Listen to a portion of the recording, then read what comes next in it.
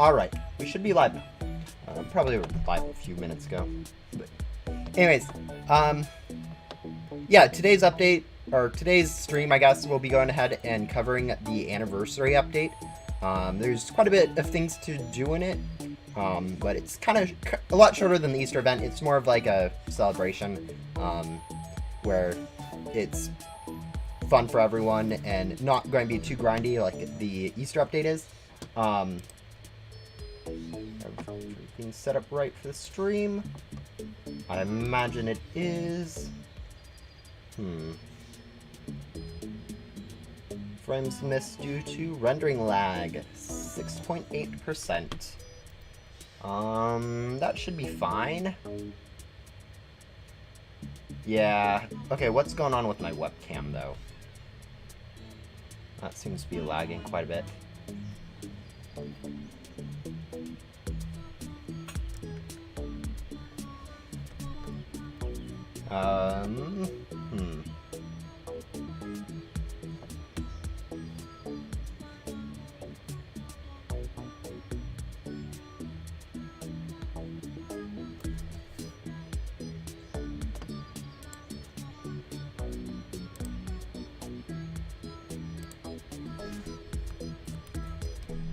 Let me check some things, because my computer feels super laggy for some reason this time.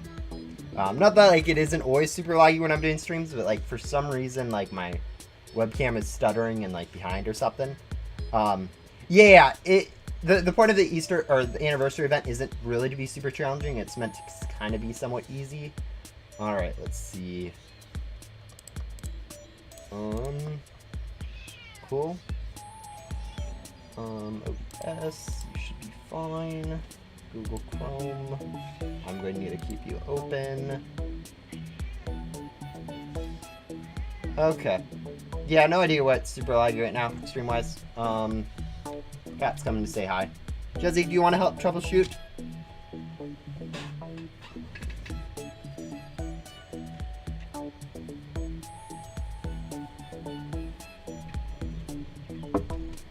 Go on, get down on my lap. Get out of the way.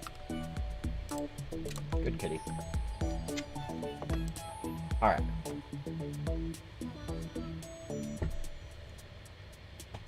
I was looking at the badges and yesterday someone got the Meet a Dev badge. Nice. Yeah, so occasionally devs will join into the game. It's kind of rare, so it's kind of funny to see when that actually happens. I'd imagine it could be in testing though too. I know devs do play quite a bit in testing. And badges actually do count if you get them in testing, rather than the main game, so, could always be because they're testing something. But yeah, it's developers that actually play the game is kind of interesting in a sense. But yeah, alright. The main point of the stream is going to be doing the trivia that we have, but since we haven't unlocked that, we do need to go ahead and, head over, well, we don't need to head over here. We can find the key without heading over here, and I already kind of know where it is, so I'm not going to be too much of a spoiler. Let's see. Alright, every time I move, frames start getting skipped, so I don't think that's good. Am I going to have to restart OBS because of this? Probably. Or you know what, I could just, like, not move. That I'm sure would go over great.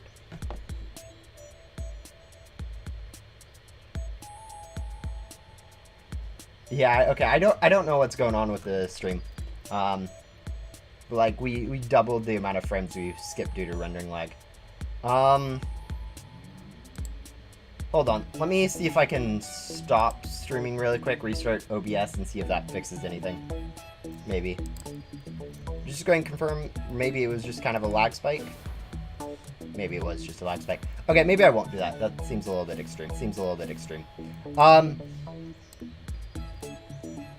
Alright, but yeah, basically the anniversary event is kind of split up into two different things.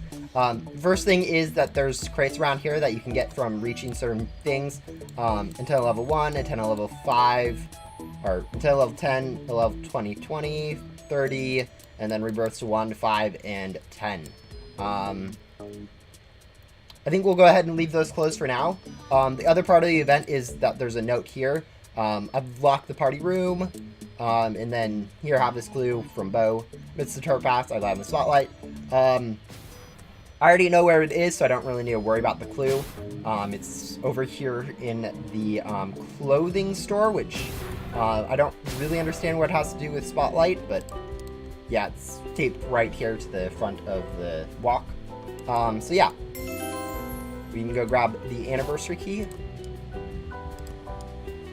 And I believe that is the second anniversary key we have. Like, we have so many of these random keys at this point. Anniversary key, party key. Just so many random keys that pretty much do nothing. It's kind of funny. And they're all classified too.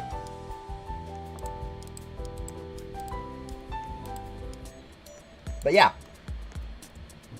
You got to meet the dev badge? Nice. Yeah, I know that's one of the ones that people complain about right now for trying to get all the badges. Just because, like, it's hard to find a dev playing the game now. Like, Coven K used to be the easiest one since she did sometimes streams and stuff. But since she's no longer a dev, I don't know if that will, if that's that easy anymore. So yeah, your best luck is finding Royal randomly testing something in the main game. I think maybe Mackie joins every once in a while, but yeah, it's kind of difficult to get those now. But yeah, so now that we have the key, we'll go ahead and head into here and probably start with the trivia. Door takes forever to open. But yeah, pretty much very similar to the 3rd anniversary, where there is David sitting here and you have to go into these rooms for some stuff. So yeah, we'll go ahead and talk to him. Welcome to Questmaster. My name is David, host Questmaster. In return, blah blah blah. Reward, don't cheat. Complete all trivia rooms and obtain all of the rewards. Difficulty easy. Processing. Alright, so the first quest is pretty much the entire part of this quest line where we just need to go ahead and complete all the trivia.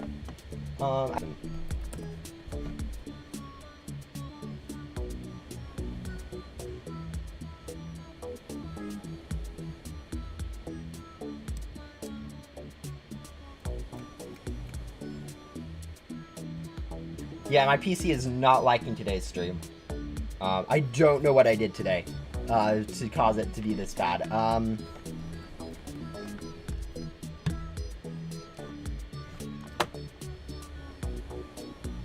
Maybe it's just because it's so warm today. I know my computer overheating is the main problem with lag on it, but yeah, I can't imagine because it's like a 90-degree day outside that it's overheating my PC or something more than usual. It's not David, it's David. Yeah. I call him David. It's so much easier to say. Let's see.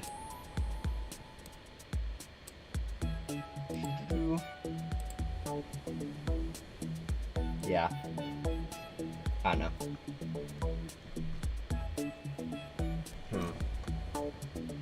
Okay. Don't think it is that. Yeah, occasionally my webcam's... It works from, like, internet connection, where I connect to the Wi-Fi and then connect back to my computer. Right now it's plugged in, though, so I was making sure it was using the cabled connection rather than my internet, because I know that can cause a little bit more lag. But yeah, gameplay, lore trivia, and then development trivia. So I think play trivia. See how we do on this. But yeah, these are going to be 3 trivia. Each one's going to have a series of questions where we can answer. And yeah, I was thinking about doing some sort of challenge where if I don't get more than like 70...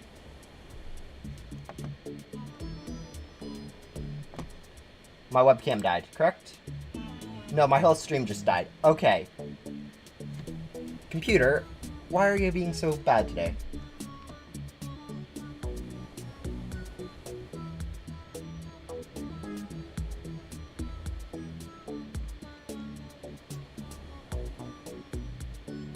How far delayed is the webcam right now? Because, like, I have a... Yeah, my stream right now, my PC is, like, overheating like crazy. Okay, you know what? Webcam off. Let's hope that saves a few resources. Because as it is right now, I don't think we're going to be able to stream with that webcam. It is way too hot, I think, for that. Let's see. Yeah, it's not your internet. It is literally my PC right now. It's just being slow. I think the webcam is actually helping a little bit to have that off. So, yeah, you guys don't need to see my beautiful face. Oh, wait. I forget that since it is camo, it actually has my integrated camera, which I don't think would be a little bit better, I guess, but it's a little bit weirder. Yeah, this is my laptop's webcam. It is not as high definition, and it's a little bit more of awkward of an angle. It does have the benefit of being right in the center of my screen, so if I'm looking at my screen, it looks like I'm looking at you. But yeah, it's a lot lower quality, and yeah. You can hear the fan. Yeah, my PC does not like streaming. Yeah, no, we're just going to turn off the camera. Yeah, secret room. Yeah, there's this whole area behind it, and then behind here there's a thing with RAM and a phone that says soon. This is actually part of the party event, and then they reused this same room for the anniversary event. And then just added walls here, but you can still access it through this little curtain. All the food is still here from the party event. No one decided to clean it up. It hasn't actually gone bad yet, though, so I mean, I don't know what to say. But yeah, all the stuff from the party event here, balloons, names, all the lovely pictures, royal, yeah. Yeah. If I move over my computer a little bit, maybe I'll quiet and fan, which is having the mic a little bit further away. But yeah, I think we'll go ahead and start with gameplay. So yeah, this is probably the one I'm going to do the best on, and probably have the highest chance of getting all 100% first. Oh, true, false, or dashes. Anyways, true or false. Green girl appears and disappears in all worlds. I don't believe she does in Void, if I'm remembering correctly. So yeah. I don't know if that's including Remnant World, which she isn't in. If it is, it's definitely a no. I also don't think it's Blockspite HQ. It's literally Main Hub, Ghost World, and I don't even know if Backdoor has her. Where's the location of the clue which states that Blaze is evil? Okay, this one's for Luna. Luna's quest, she goes through having you collect the hints at the end of obbies. Each of those technically says something, but I don't know which one Luna says is the one that Blaze is evil on. I guess it's one of the ones in the middle of her quest line, which if I'm correct, is going to be not the desert. I think desert's one of the first or last ones. Block City or Junkyard, I'm thinking. Could be mine. Try not to give me hints in the chat. I'm going to be trying to ignore that as much as possible. But yeah, we'll get Junkyard. Okay, yeah. I didn't look at chat. I know someone did say that in chat, and it looks really sus to me guessing randomly, but yeah. How many quests do you have to complete to obtain the parachute ability in the Remnant Zone? Okay, this is the length of Billy's questline, or Spade's questline. I don't believe it's 13. 13's too short. I'm thinking 16. Yeah, just guess. What is the code for the first section of the maze to get to Ghost Hunter Cheshire? Okay, if I'm correct, this is May 3rd, 2019, was the hint, so, yeah, this one has to be correct, because it ends with 2019, because it's the release date of Ghost Simulator, that's the hint, encoded in ASCII. It's a really stupid question, or a really stupid puzzle, but yeah. How many doors does the Wonder House biome have inside? Okay, this one's just stupid. But I think I can guess. There's technically 2 doors that aren't used, but we aren't going to include those just because, like, someone... If those 2 doors are included, that'd be hilarious, because, yeah. Main rooms, there's 2 of them, or 3 of them, that are set out like that. I think 2. There is 1, 2, 3, 4 for the exit, 5, 6, 7, 8, 9, 10, 11 times 2, so 22 there. For those rooms. For the one room with the chest in it, there's what, like 3 doors from that one? So 25. That room has 3, 4, 5, 8 or something. 33. And then there's one more room which I'm forgetting about right now. That has like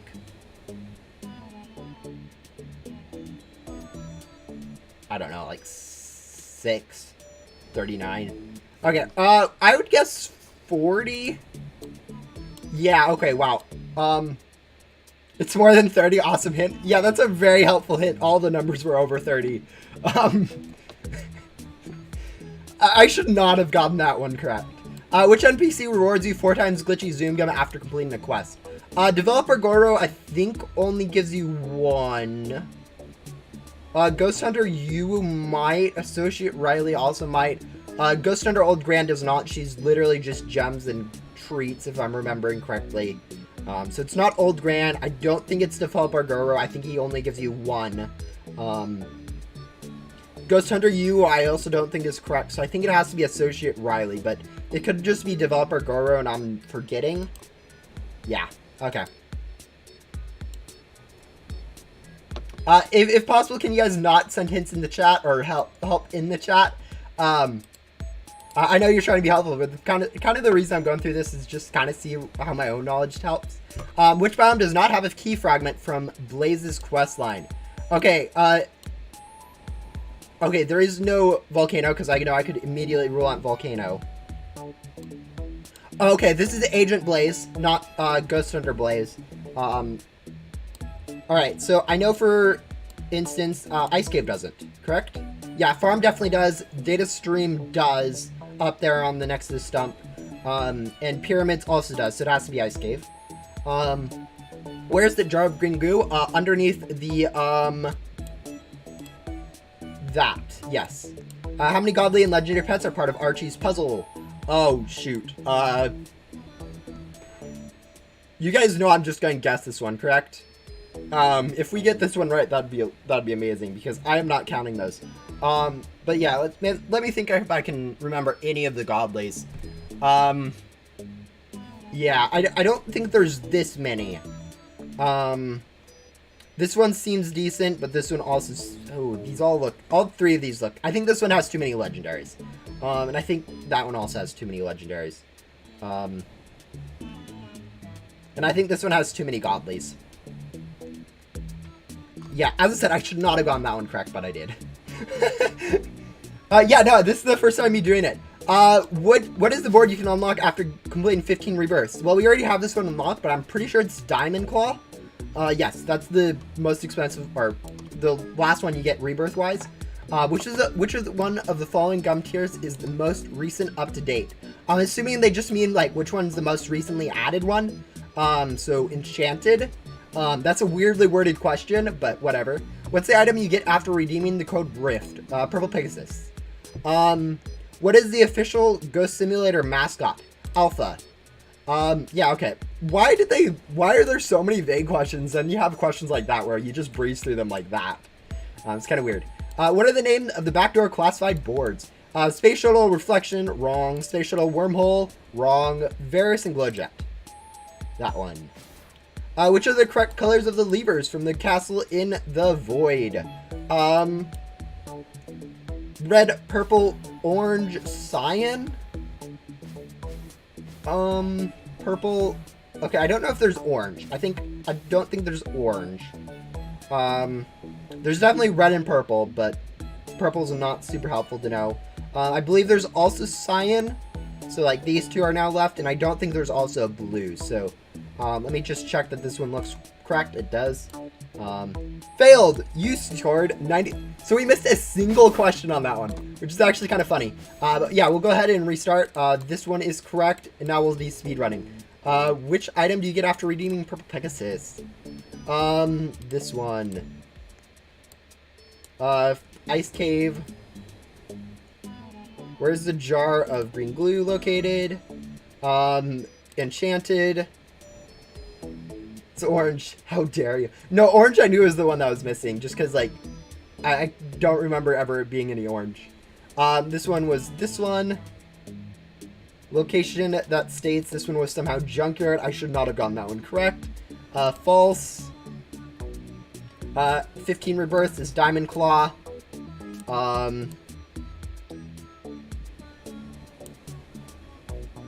Was this the one that we got wrong? No, this was not the one we got wrong. How many doors? This was 40. Oh yeah, this one. Developer Goro. That was the one that we got wrong. So as long as we don't mess up any of these last questions, we should be perfectly fine and get this done with.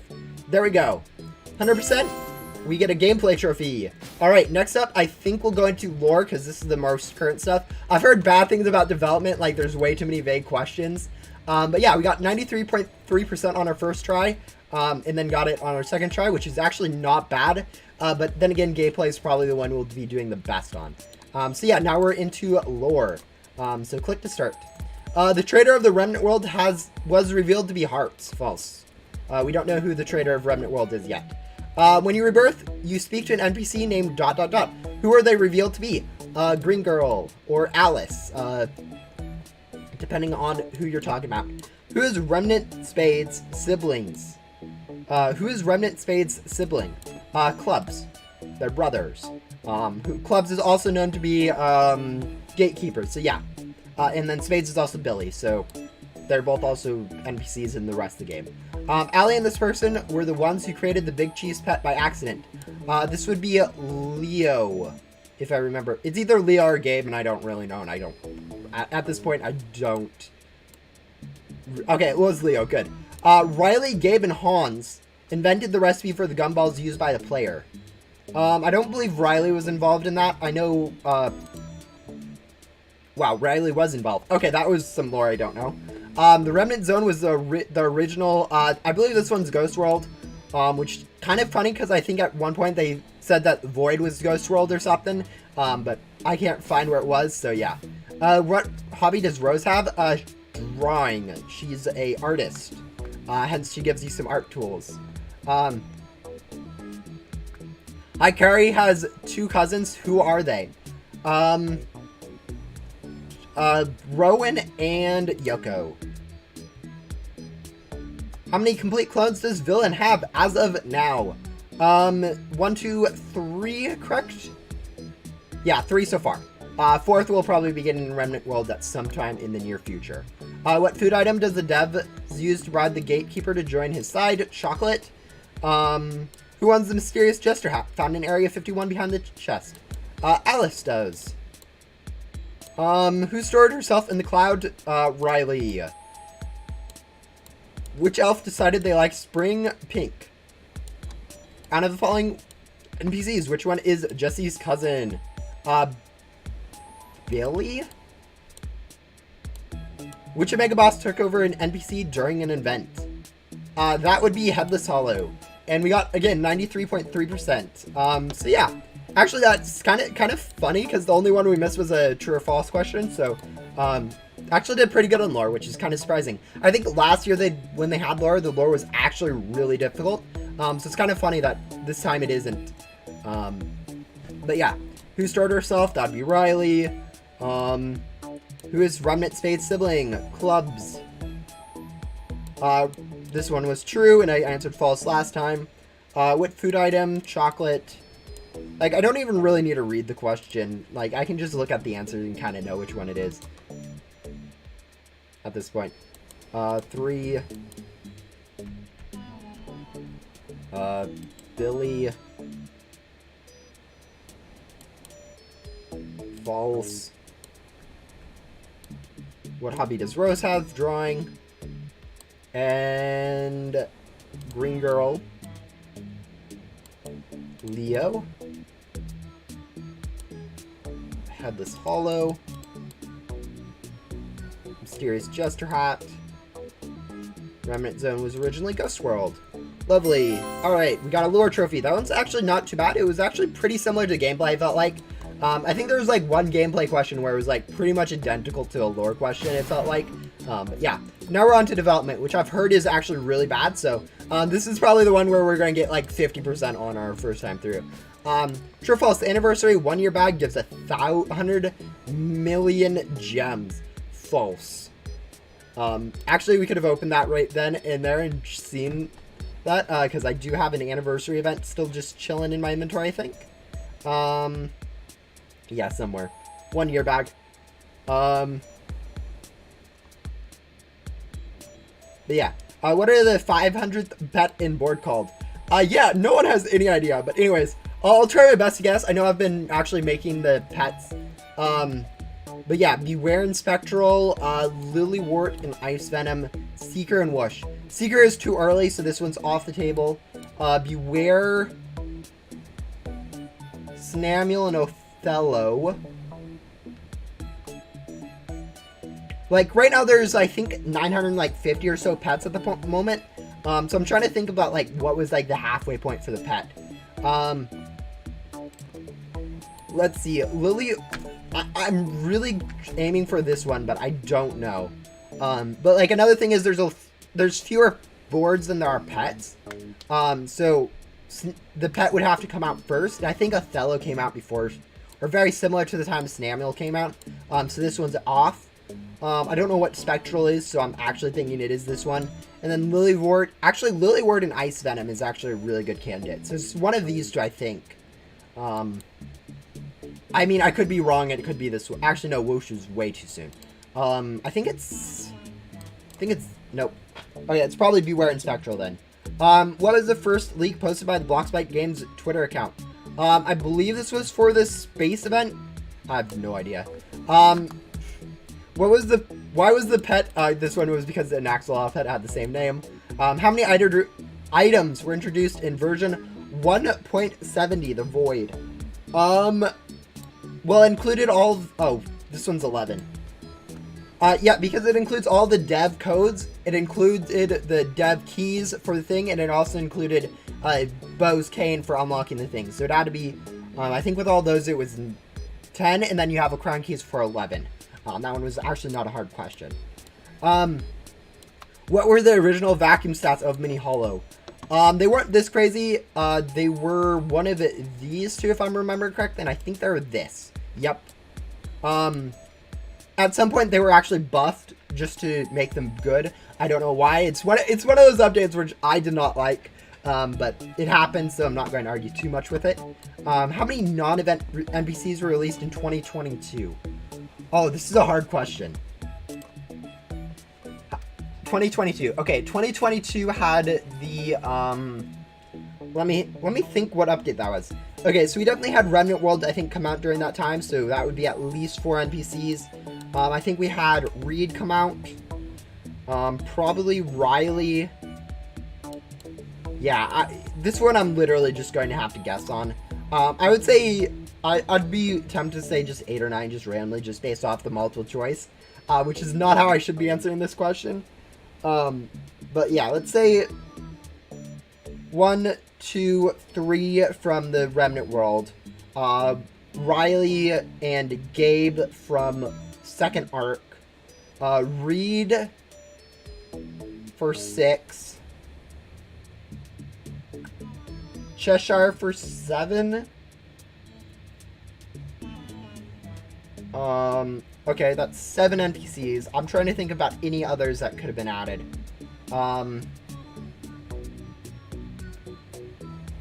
Quest-wise.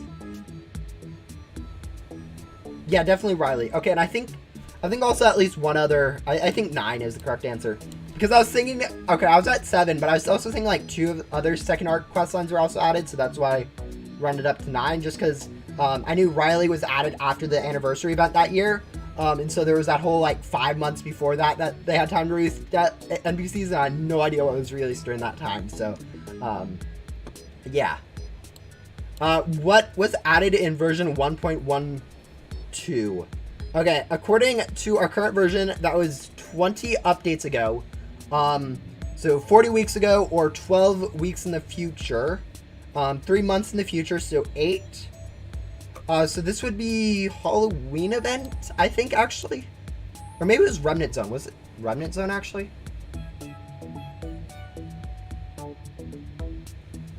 I think this was Remnant Zone.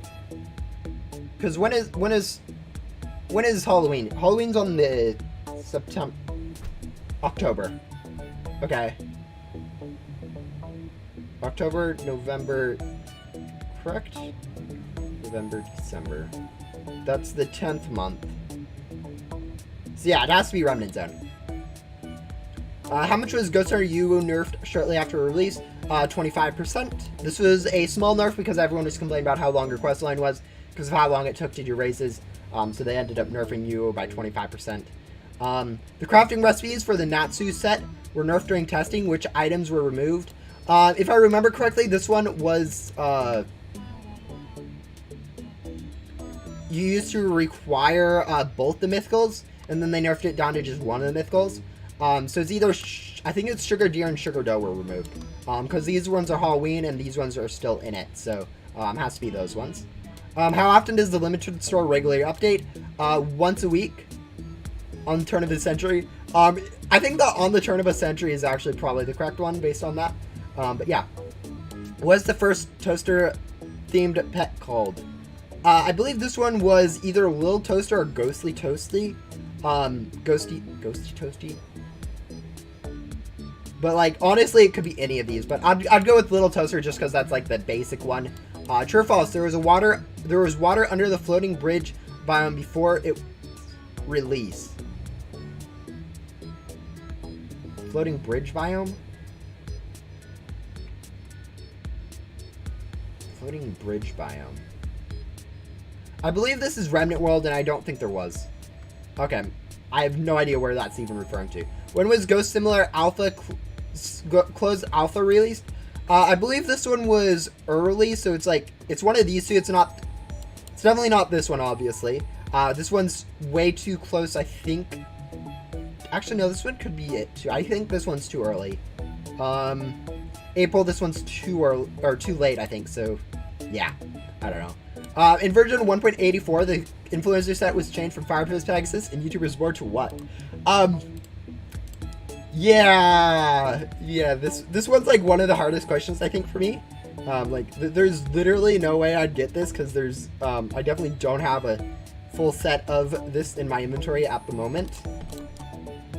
But yeah, Vlad Flame and Vlad Rider. But yeah, look at this. We got a 73%. This one was, as I said, this one's a lot harder than the lore and gameplay ones, just because a lot of less people know like the answers to all of it. So, yeah. Anyways, what was added? This was Remnant Zone. Now we'll just go ahead and breeze through questions. Influencer set. Ghost Simulators closed alpha. April, May. I think April then. I was definitely sure that it wasn't February. This one, we're going to go with Beware and Spectral, which it looks like I was correct. That was one of those two. Imagine getting a 73%. Yeah, I completely failed that one. True False Anniversary. This one was false. Crafting recipe. Sugar Deer and Sugar Dough were removed. First was Little Toaster. Original vacuum stats was that. How often does the limited store regularly update? Once a week. We actually got one like 3 days ago. True, apparently, because since it's a 50-50, I just changed my answer. 25%. This one, which was the first leak posted. Alright, so we know it isn't Space Event. I don't think they leaked Gem Ship. Ghost Hunter Luna or Mag. Mag. I remember them doing some sort of egg thing where like the egg was hatching in Volcano. Somewhere. I couldn't remember if that was on Twitter or somewhere else. But how many were introduced in version 1.70 of the Void? This was 11. Pickles is because there's an axolotl. How many non-NPCs? This one was a 9. And there we go. We got 100% on it. We got our development trophy. And now we can go turn into David and start on the much harder quest, the second part of his quest line. So yeah, so here we go. We get earned gems and processing. It seems we made the final round. So now we'll start. I don't want to let Okay, so yeah, now we need to go look at this insane quest line, so we need to go use our dancing gum, which is actually really annoying because I hate the dancing gum music, but there's no way to get around this, I don't think, so there we go.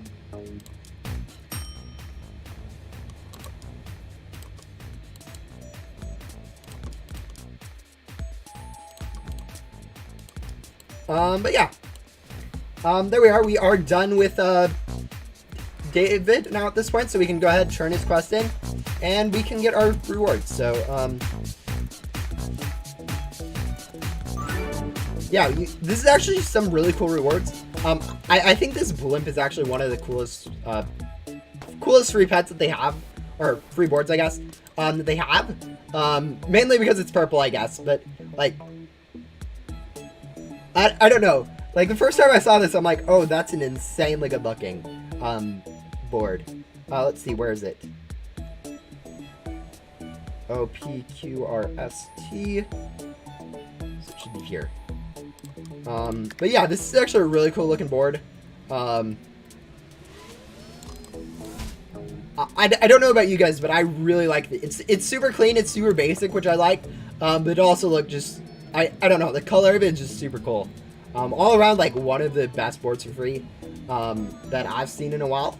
Like, it being purple is great and all. Like, it matches with my avatar super nicely too. But and then the Ghost Similar logo on it too. I don't know. It's a really good looking board. The pet is kind of meh. It is a legendary, so it's not going to be super insane stats. Let's see if I can even find that. I'm going to have to search to find it and unlock it, I think. Just because, like, yeah. Oh, no, this one's unlocked. Also, there is a new code. You guys probably have all entered this by now.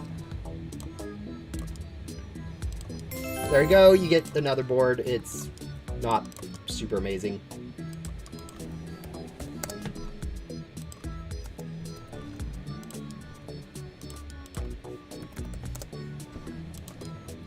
But yeah. That is the trivia part of it. I think we'll go ahead and go over all the... Bro, it's a blimp from Bloons Tower Defense. Yeah, it does look very similar to that. I think... I noticed that it was marked that way on the wiki. And I can see that. It's probably somewhat original, but the fact that it's purple is just amazing. I really love that shade of purple. But yeah, I think we'll go ahead and go over all of these prize crates. So prize for reaching into level 1. This is something that's given out to everyone for free. I think it's a board with like a nice little... yeah, let's go see if we can find all this stuff really quick.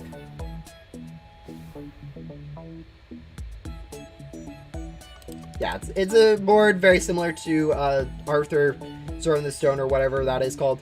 I don't know, pretty basic stuff. Prize for reaching into level 10. This is going to be Chrono Gear. This is going to be a pretty overpowered pet. So if you guys need good pets, this is probably the event to come join Go Similar on. Because like you get up to Nintendo level 10 and you already get this super overpowered pet. So yeah, that's probably the best reward is going to be the stats from that. The rest of it's kind of just cosmetic. I think even you get some crate keys, so you get 10 crate keys from gain up to Nintendo level 20. Gain up to Nintendo level 30. This is, you actually kind of need this rebirth one first, which is funny. So we'll go ahead and do this. You get box, which is a board. So, actually this is actually a pretty cool board, I think. Kind of basic, but you know, if you guys haven't realized, I kind of really like basic boards. But yeah, it has a lot of stuff on it. It's not the most amazing board in the world, but like it's a very cool concept, I think. But yeah, anyways, this is the one you get for reaching Nintendo level 30. You get a Mood Cat, which is another pet. Good for stats, also really cool looking. Reaching Nintendo level 5, you get another 10 crate keys, which is kind of underwhelming, I guess, because like it is kind of hard to get up to 5 rebirths, but you know, it doesn't need to be super amazing. And then for getting up to level 10, you get Lil Boohoo, which I think is a really cool looking board. Like the first time I saw this, I was really wondering where you get it, just because like it looks super amazing. It has this purple tint on the bottom of it. It's a nice see-through ghost. I think this is just a super amazing board. I mean, pretty much everyone will have it because, like, not pretty much everyone. A lot of people will have it because it is only 10 rebirths, and a lot of people do have 10 rebirths in Ghost Simulator. But like, even then, it's still a really cool thing to flex. Even if even if everyone else has it, it is a really cool board in my opinion, at least. Very similar to the blimp, where it's a very good design, even though it is super common, where people will still want it and use it quite a bit. But yeah, that's pretty much the entirety of the anniversary event. The little crates that you get for certain milestones. I don't think there's any more for higher rebirths, like rebirth 20 or anything like that. I can't confirm that because I don't have rebirth level 20, but I assume it's going to be very similar to last year, where they only went up to rebirth level 20.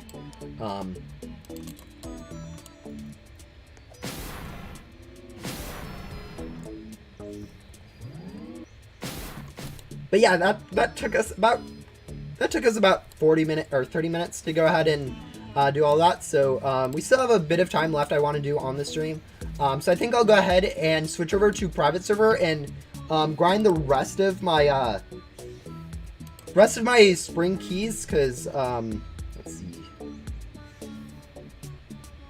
where is that count? Yeah, I'll be grinding the rest of my Easter keys to go ahead and get myself a 350 mythical. I have the glitchy boss gum I need to do that, so we'll just be going ahead and grinding through a few more events. Actually, is there enough good people on this server? Actually, I might go ahead and do that grinding on this server. Let me check how many players are in here, just to see if you guys can join. 1, 2, 3, 4, 5, 6, 7, 8, 9, 10. All right, so there's 2 open spots. You guys can join me from my Roblox profile.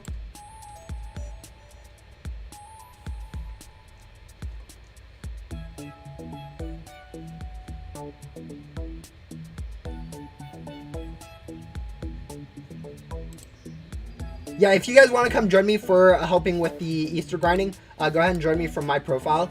I'll be going ahead and using event bait to go ahead and spam through some events. Yeah, it shouldn't be too much of a problem doing it in public server versus a private server, as really more people doesn't make it take too much longer, even if they aren't helping too much.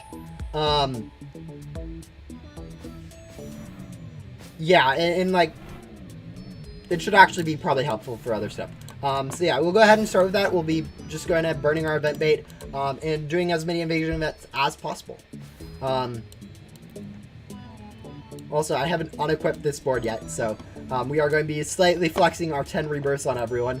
But yeah, our main goal during these races is, even though there are the new coins and stuff, going to be just to go ahead and get ourselves through the race as fast as possible, so we can get a Easter racing loot god, because those things are going to be actually kind of rare. Also, one of the things about this board is it doesn't actually have a hitbox, so it's actually faster to go through it. I know there is a purple coin right there that would have been pretty easy to grab, but yeah. Okay, we're lagging right now, so yeah.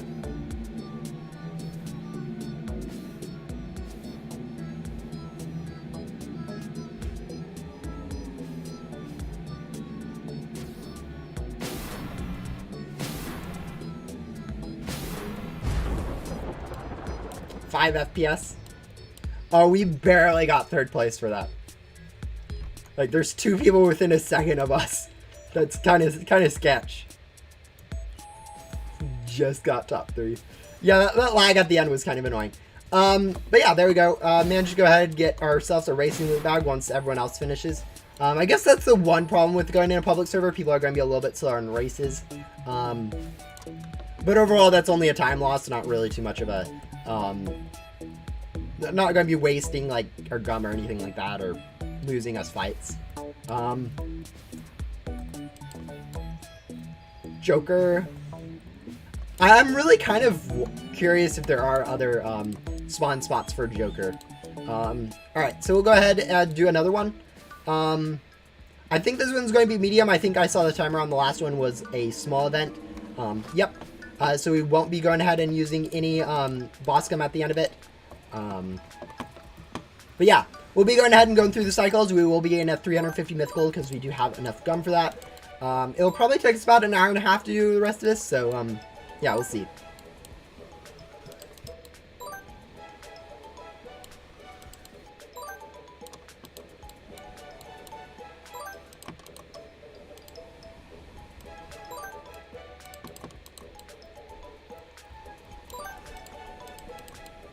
I really hope the other cycles are doing well because it looks like we have a lot of the good people here.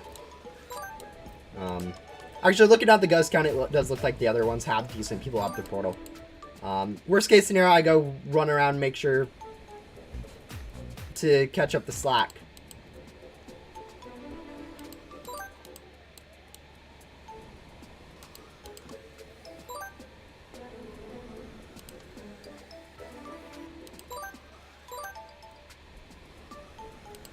But yeah, we should be able to, wait, why are there 3 people here now?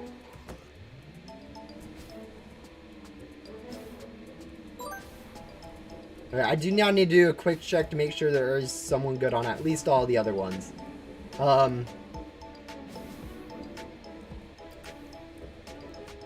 Yeah, okay. It looks like all the portals are covered, so it doesn't matter too much. But yeah. Hello, Libby. Lubby. I don't know how you want me to pronounce that.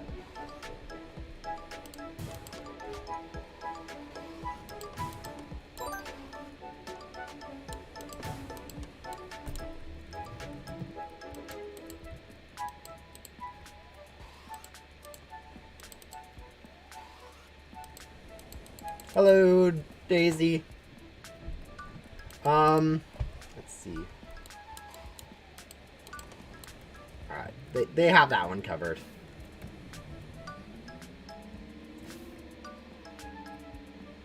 I think this person has this one covered too.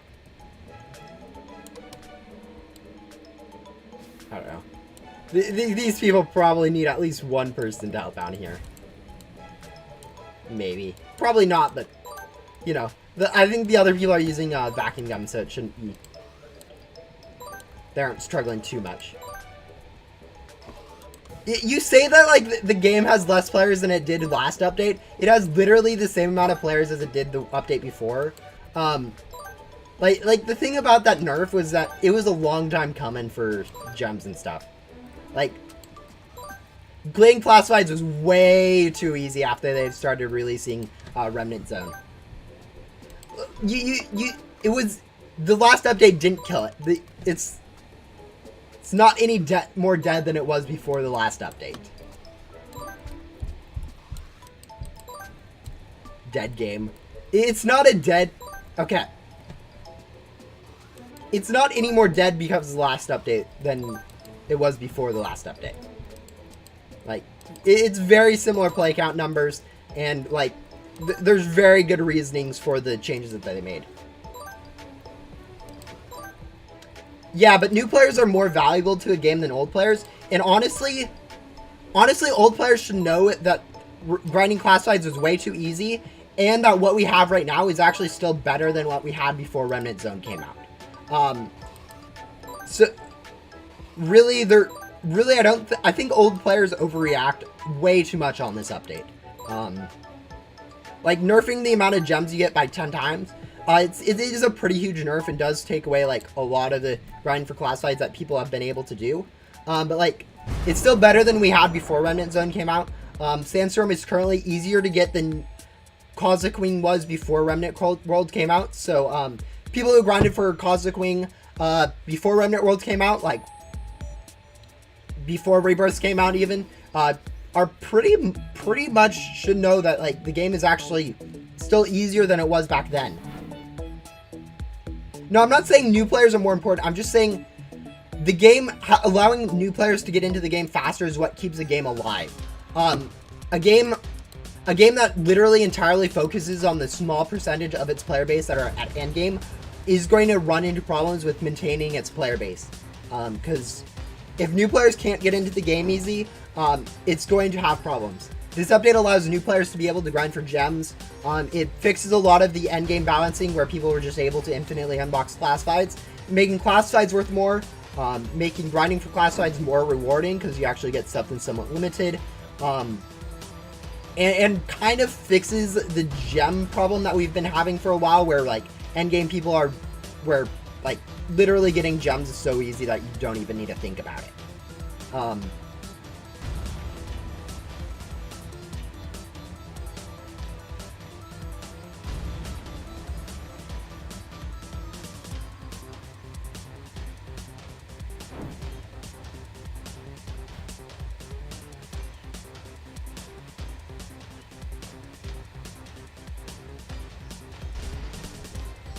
Unfortunately, it's too late. It's never too late for a balance. Like, if you think, like, oh no, if you don't release a balance when you update new stuff, I don't think you realize how many unforeseen problems, or things like devs are rushed on other stuff and aren't even thinking about balance. Devs have a lot more on their plate than thinking about the balance of the game. And so, like, them not realizing that there's a balance issue isn't warrant for saying that it's too late for a balance change. Like, yeah, it does cause a few more problems if they don't balance it as they release the stuff. But fixing problems in a game is fine no matter when they do it. Hello.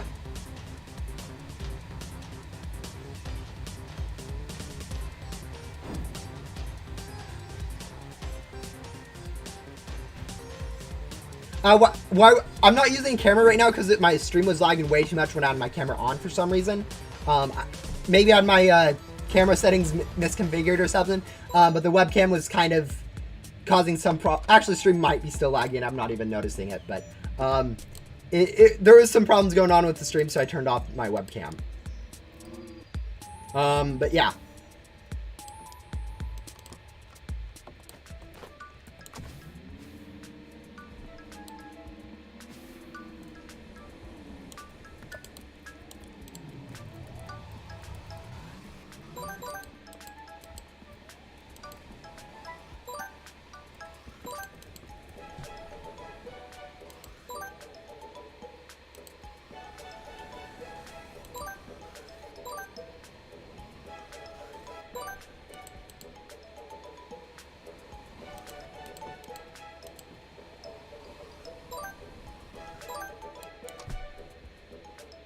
Okay, someone doesn't have an area covered, which is kind of funny. Let's see, where is it? Nope, this area is covered, so first area.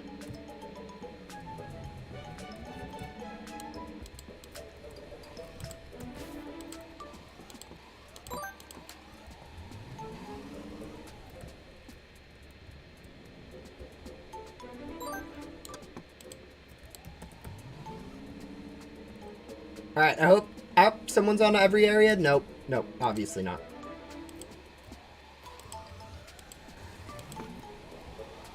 Yeah, grinding events does get kind of boring. There's a reason why I've been doing a lot of it off stream. Like grinding events always gets quite boring, like especially like right in the middle of it. Like it's fun for like the first like 5 times, and like the last like 3 times just because you're getting really close to that mythical. Okay. Where in the world do I need to be to make sure no one's, like, leaking ghosts? Probably here. Probably here. Also, probably need to switch over to,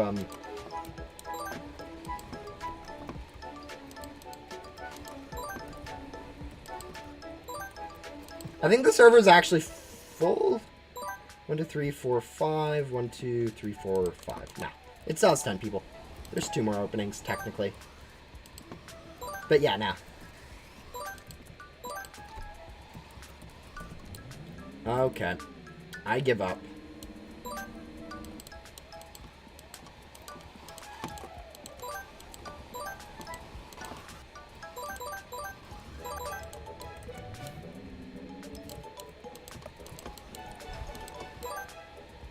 You need 1,200 keys to get all drops from the expensive chests.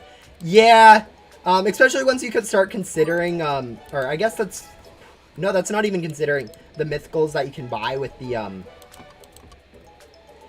Yeah, that's not even considering the fact that you have to craft some mythicals too. So if you want to get every single mythical from this event, you're going to have to get 1,700 keys plus like whatever you need from the 5 and 1, which I think is like minimum another like 300 or another like 100, I think, minimum. So, but most likely another like. Okay, there's literally no good spot for me because like both these two areas are slow.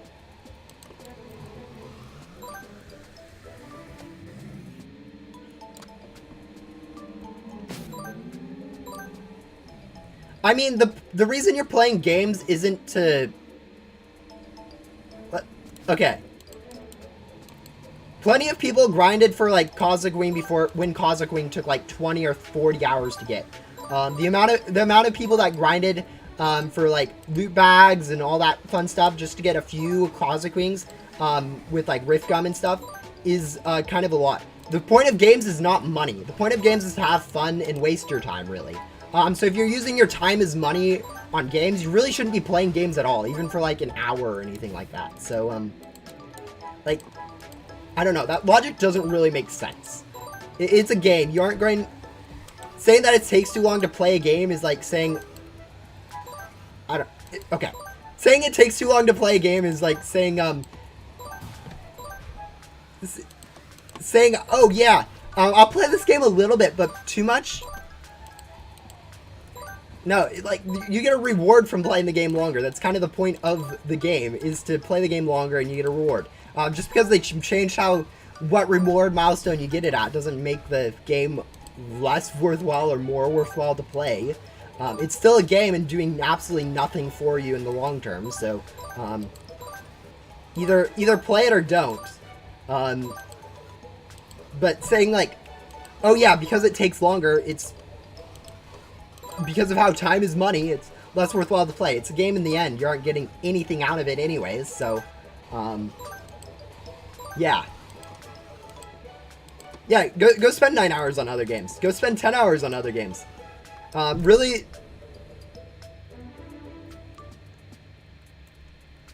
Yeah. I mean... But overall, that's, like, even though it is the same reward, it's a better reward because less people are spending that 10 hours to get that same reward. But like at the same time, it's also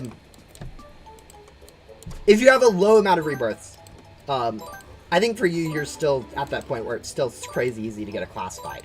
But like for a lower amount of rebirths, it's actually not really a 10 times longer. It's more like 3 times longer. Because you can just go get 3 times more rebirths, which only takes 3 times longer than you've already spent on getting rebirths, which can be a lot of time. I mean, for me, that'd be another, it'd be 20 more rebirths, about 6 hours per rebirth, about another 120 hours of rebirths, which is a lot of time to spend on a game. But like, once I spend that time getting more rebirths, it's then only 3 times longer to get the amount of gems. So overall, it's only like really a 3 times increase the amount of time I need to spend, which, I mean, it's a lot of time, but the point is, like, it's still not impossible to do.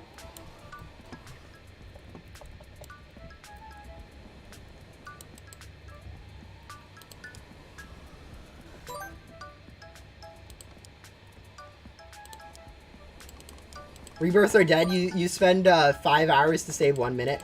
The thing is how that actually stacks. And actually you save longer now. Like you say Tycoons are actually more, or they're the same. They're technically the same benefit that they've always been in the game. Just because like, yeah, they're just as worthwhile as before. Because 30%, no matter whether you're getting 10 or 100, is still going to be reducing your time by that same amount. So 30% increase to the amount of gems you get is going to be a 25% nerf to the time it takes. I think, yeah. So no matter whether it takes you 1 hour to get the correct amount of gems or 10 hours to get the correct amount of gems, that's still going to be a 25% nerf to the overall time, which actually will be saving you more time overall per classified because you'll be saving 2.5 hours instead of 0.25 hours. So, yeah. I mean, rebirths are just as useful as they were before. Actually, and arguably more useful, but whatever the case, the way I like to think about it with rebirths, I know a lot of people have said rebirths are useless. The thing about rebirths is either one, you got your rebirths before Remnant World came out, where your tycoons are actually worth more than what you got when that time was. Because if you guys played back then, you know that it used to be a lot harder to get gems. I think back before when we just had Void Pack, you're getting around 2 billion. You had 2 billion size.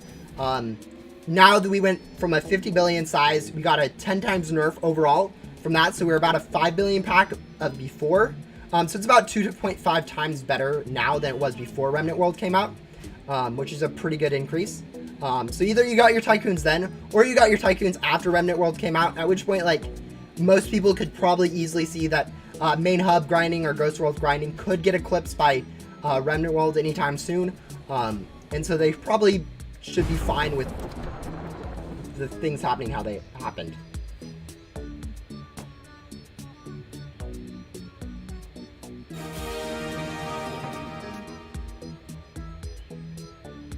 Back then, rebirths were useless. Only 2 people got 100 rebirths in 2021. Yeah, I mean, they weren't... I think they weren't useless, because they did allow you to effectively grind for it. Because the problems with loot bags is you had to spend every time you wanted to get, like, any classified, pretty much. You'd have to go spend 40 hours to go get a glitchy Rift Gum. You'd have to go spend 40, 50, 100 hours to get the loot bags you needed, or trade for them at some expense. Whereas if you went for... okay, we need to start an invasion. Whereas if you went ahead and got, like, tycoons, even though it took longer to get your gems, you could actually grind for, like, Constant Queen every hour instead of having to spend 100 hours to get, like, 5. It was a lot...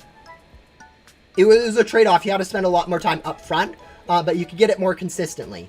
I think... Yeah, and the converter cap. I mean, the converter cap was kind of annoying. They did change it at some point, I think. But, like, the thing is, you could just AFK that. People AFK'd it for quite a while, even when it was. It would take a long time to convert gems, but, yeah.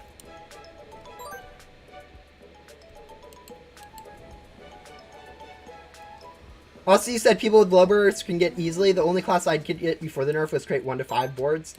How many rebirths do you have, Orange Miffy? Because I think with, like, Lucky Cats and, like, 5 or, like, 3 tycoons, or not, like, 5 tycoons. Yeah, that was about double. And game passes, obviously. Game passes are pretty much required for any grinding in Go Simulator. Like, it's... The funny thing is, we look at this 10 times nerf and we're like, oh yeah, that's a huge nerf. It's actually, it's about 12 times harder to get a classified free to play as it is pay to win. So if you don't have, like, game passes, you're actually missing out on quite a bit.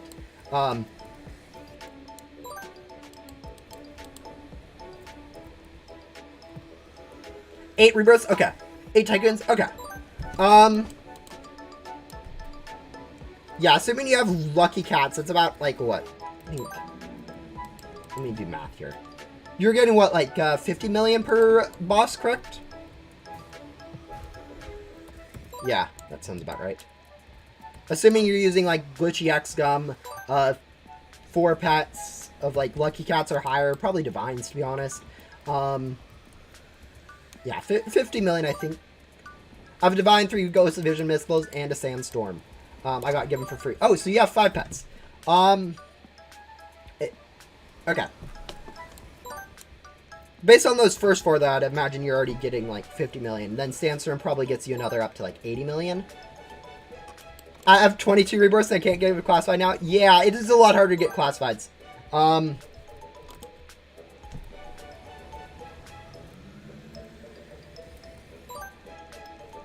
80 million. So to get a sandstorm with 80 million gems for boss, you'd have to do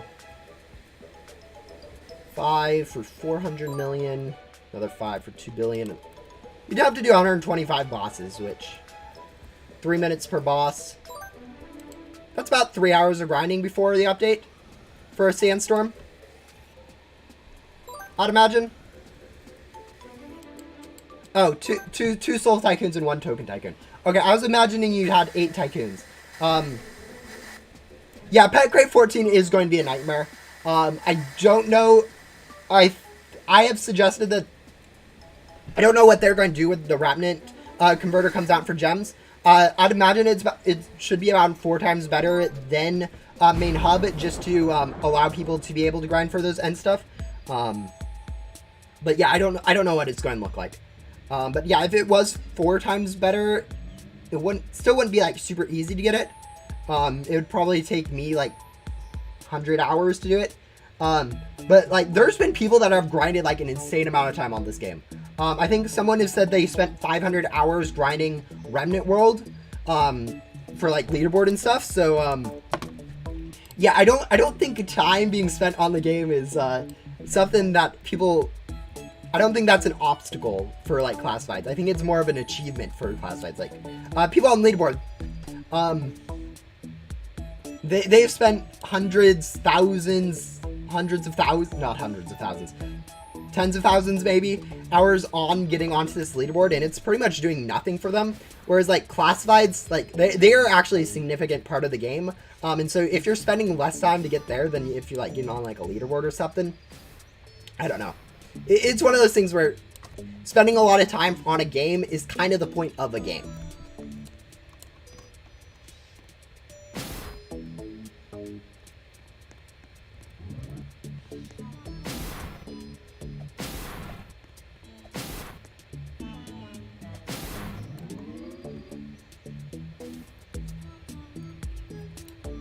Oh, we need to be using event bait. I'm getting so distracted right now on this rant. But yeah, I do understand a lot of people did get kind of... Grinding Classified was one of the biggest endgame things people were doing prior to the update. And it kind of took it away from a lot of people, which understandably is bad, because like a lot of people really enjoyed going for Classifieds. It was probably the funnest thing to do before last update. Yeah, it was a bit too easy, but like it was fun. Why do I have so much stream delay? Because I was lagging so much, I think at the start of the stream, for whatever reason it decided that, oh yeah, you need more of a stream delays to catch up on your frames and stuff. But yeah, I have no idea. Hello, Zenik. Yeah, update 132 debate going on. Honestly, it's going to be going on for quite a while. But like, even looking at like the player count numbers, there's not been too much of a decrease in player counts.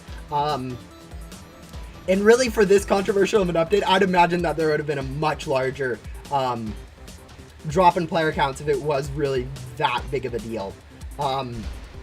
Like there was some player drops. I agree. It wasn't an awesome update in everyone's perspective, but I think the reasoning behind it in long term, it is a good for the game to have that balance.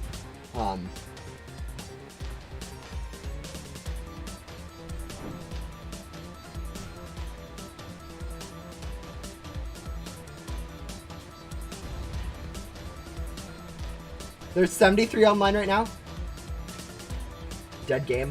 Like, okay, have you guys seen how dead other games are on Roblox? Like there are a lot of big games on Roblox, but like 73 concurrent players, like in the middle of a school day for most people is not bad. But like when I logged on this morning or the start of the stream, it was like 100. It's not Wars' fault that it got nerfed. They did not do this update because people had excessive amounts of gems.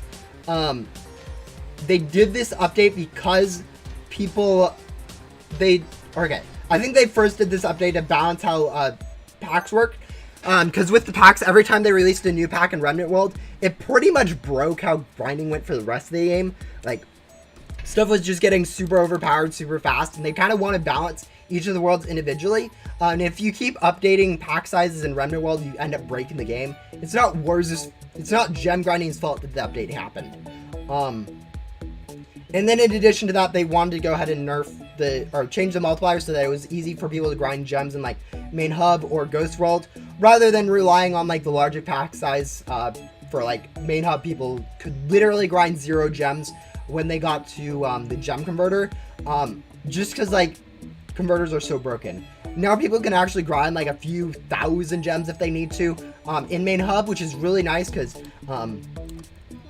you can now actually buy stuff like Pet Crate 3 when you're a new player in the game, when you get up to main hub, which is really nice for new players. Like they can go play through the game, get up to main hub, and be able to actually unbox for main hub stuff while in main hub, instead of having to worry about, oh yeah, players used to literally need to get up to Void before they could even think of getting stuff from like the Godlies from Ghost World. Now players can actually get Godlies from Ghost World. They can get the Godlies from main hub. It's a lot more balanced now for new players. Yeah, should have nerfed it earlier. I do agree that nerfing it earlier would have made less people mad, would have gone over a lot better and made the game a lot more playable. It's just not something that devs are thinking about, nor even if they're told by testers, hey, this might be a problem, are they going to quickly address. Just because like devs don't generally think about how the game works. They don't understand a lot of the intricacies that people that play the game actually understand. They don't play their own games. They don't understand when something might be broken. Even if it's obvious to like the most newest player or anything like that. They're not aware of how the game works in the same sense that people that play the game do. They understand like the underlying mechanics of how the game codes works and how game needs to work for like, oh yeah, purchables and stuff, but like other stuff. But yeah, I mean, they've kind of fixed it, to be honest. Like, really a 10 time... Okay. I can still get a sandstorm if I want to. It took me about 45 minutes before to get enough gems for it. So it would take me like 7.5 hours now. But... which actually isn't that long to get a sandstorm. And like, I'm not like an endgame. Okay, I'm an endgame player, but I'm like not like the most overpowered endgame player. I'm pretty average, I'd say. Like I do have really above average pets, but like I don't have an insane amount of rebirths.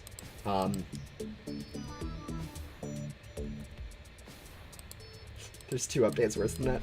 I hate any update that brings back a double items event, so I'm a little bit biased about those. But yeah, there's definitely been worse updates in the history of the game.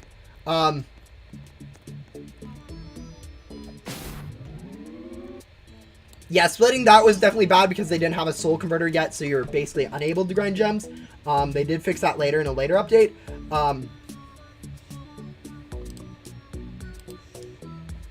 And yeah, as they continue to release, what was the other bad update that they've done? So there really hasn't been too many other super bad updates.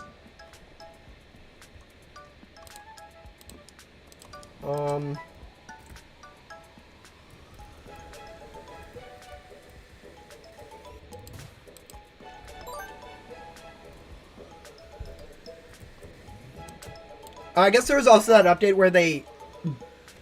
one of my least favorite updates was when they changed the stats of limited items. Like, that's just something you shouldn't do as a game developer. I mean, I know they buff them and it makes them people a lot less likely to trade them for stat pets, which is good in some respects. But I don't like them changing limited stuff. And then there's also the update where they went ahead and... what was... I had this beforehand. I forgot what it was.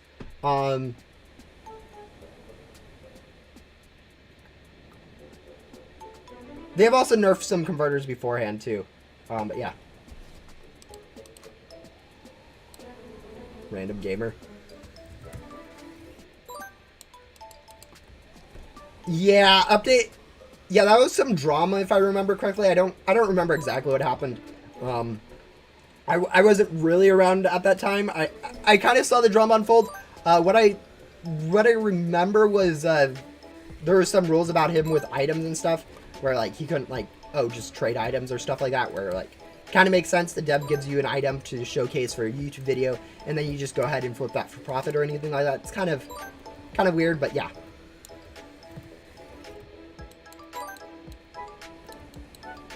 Oh yeah, no, definitely. I definitely agree that. Oh wait, we only have 2 players. I can't be slacking.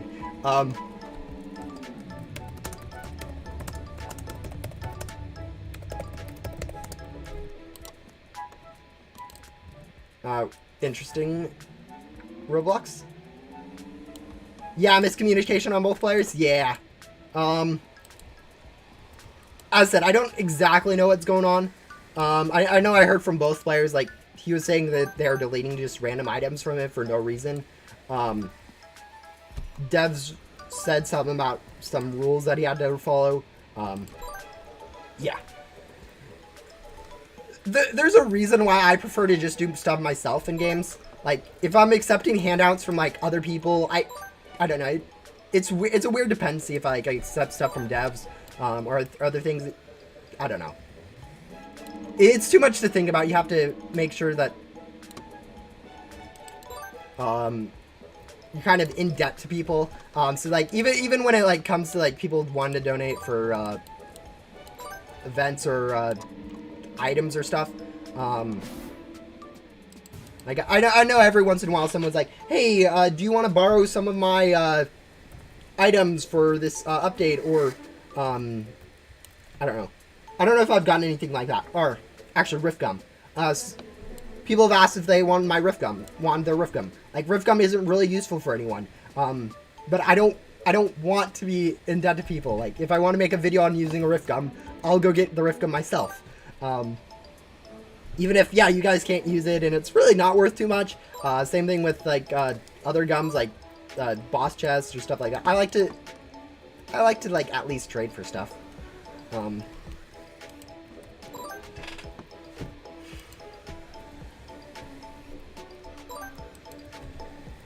But yeah, it's definitely... There's definitely a lot of things that Go Similar can improve. I think the biggest thing is like how hard it is for new players to play through the game for the first time. Is kind of the main reason why we don't have that many players at this point. It just becomes so hard for new players to get through like main hub, ghost world, backdoor. Mainly main hub. A lot of people will get... It's 2-player. I need to go check for other ghosts.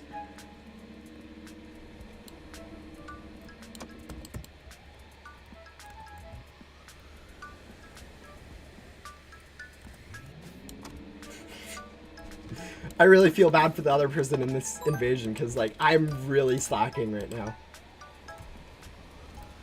Playing through the game is so much easier than it used to be. No, not really, actually. The thing is, new players don't usually use codes, like, when they first join a game because, like, it is a pain to go find codes. Joining the Roblox group isn't, like, something you're just going to randomly do because you're playing the game. Yeah, if you want to play Ghost Simulator, you are going to join the group and enter codes, and all that, and figure out how to best play the game. But, like, a new player to Ghost Simulator... A new player to any game is literally just going to hop into the game and see how the game feels to play. They aren't going to be doing anything super insane like figuring out, watching a YouTube video on the best way to play through main hub. They aren't going to be spending their time joining random groups or anything like that. Okay, it looks like the other person's at least carrying. Yeah, it could be hard and fun, but right now it's just hard and grindy. Like, really, it is just a struggle. For players to go through main hub. I was doing it on my hard mode account that I've been playing through Ghost Simulator on, and it's taken me. Oh, here's webcam's not on, so you guys can't see my cat. You guys can probably just hear her. Took about 8 hours for me to get up through Finsley. That was like best pathing. No codes though. No Roblox groups. No game passes. Anything like that. No trading, nothing from this event. Like, if you're playing this event, you're going to be able to go through so much faster. But, like, that's pretty much what the normal player is going to be playing through the game as. Probably even slower since they aren't going to know pathing on, like, which NPC to do. They're going to get stuck on trying to work on stuff like Dylan. They're going to get stuck on, actually, not Yuwu anymore. And Liz is pretty quick, but like they're going to get stuck on Gramps, they're going to get stuck on you, they're going to get stuck on Gran. All these quests that you really shouldn't be getting stuck on, they're going to get stuck on.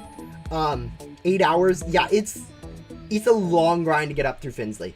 Like that's not super long, but when you consider like new players want to see new content, they're literally stuck for the first 8 hours of the game on stuff that came out in the first update of this game.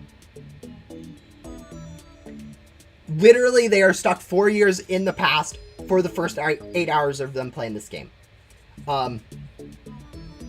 Yeah, it is way too long. Like, maybe if I think getting through like main hub in 2 hours is probably something reasonable. Like, you need new players need to be able to progress through the game.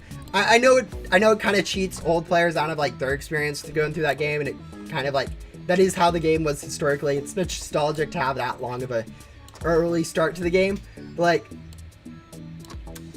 you know how slow the game is before you get hoverboard, before you get magnetism, and before you get triple streams. Like, it's very slow, especially before you get hoverboard. Like, once you get hoverboard, it speeds up quite a bit. Like, even during that whole time, you're struggling with Ghost, you're struggling to upgrade your packs and backs, you're struggling to get good pets. A lot of the early game can really get balanced to feel a lot faster for new players to get them into the funner stuff of the game faster, but yeah. Having an easy game is not fun.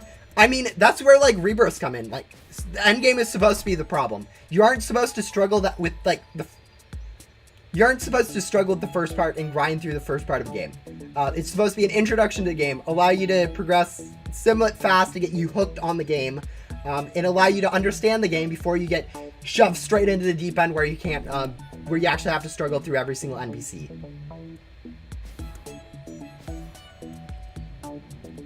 Yeah, it shouldn't be super easy, but it should be easier.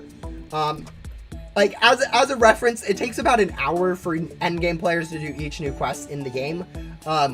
You shouldn't be spending more time on doing the first quest in the game than endgame people are spending on the last quest in the game. Like, I know endgame players have all the game passes, all the gum, all the best pets, all of that stuff. But still, it should be more of a harder for people to do the endgame stuff than the new stuff, not the other way around. I agree, it shouldn't be super easy, but like, they'll hit the hard point at some point in the game. Maybe you can make game stuff harder. A lot of balancing can happen there, and like, it's one of those things where eventually it will probably happen, but it's a pain. It's a pain for devs to think about. If someone like one of us made like something on it, they'd have to go confirm it is. It's kind of hard for them to do that kind of stuff because they don't know what it is. But yeah.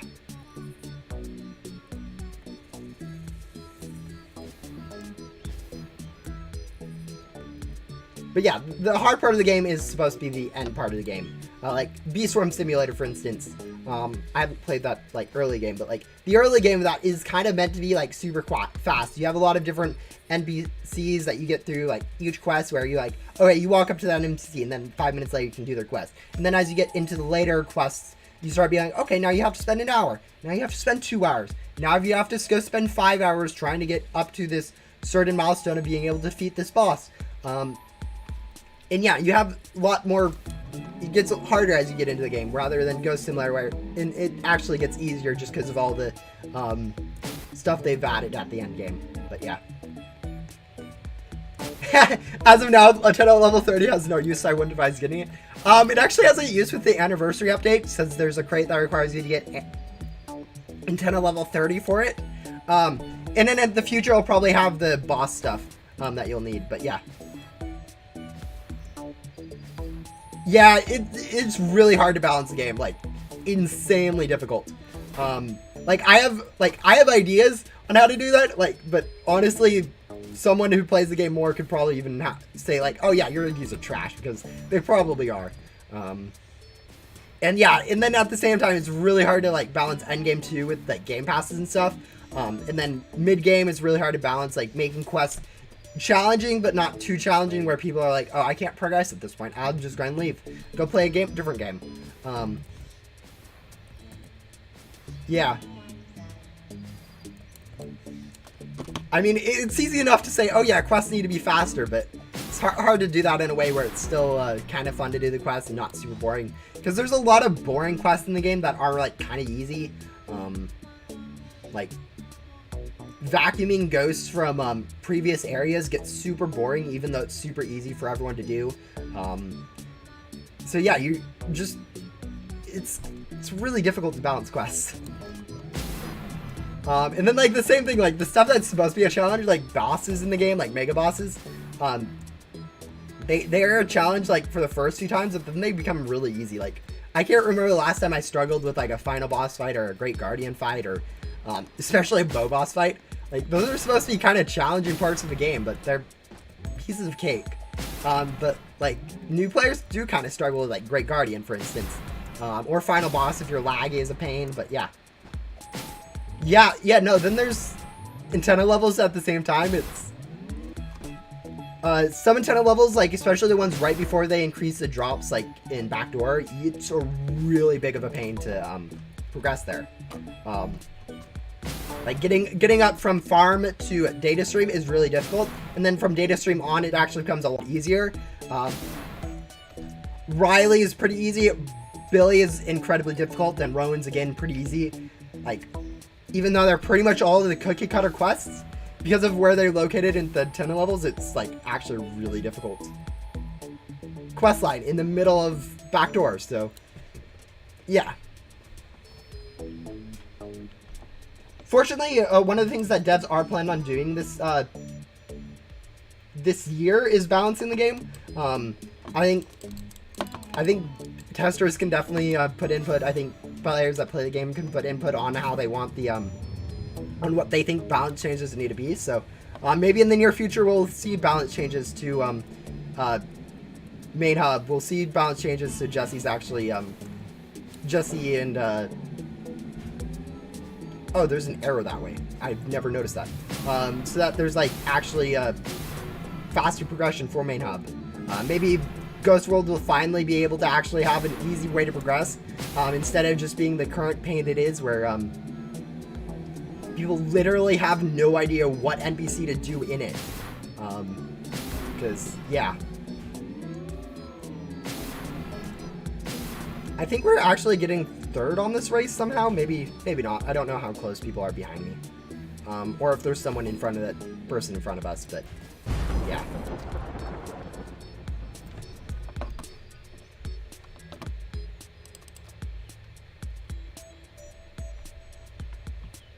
Alright, we'll be going ahead and use an event bait. How far are we away? We are like really far. I've been ranting way too much. I need to be using more event bait.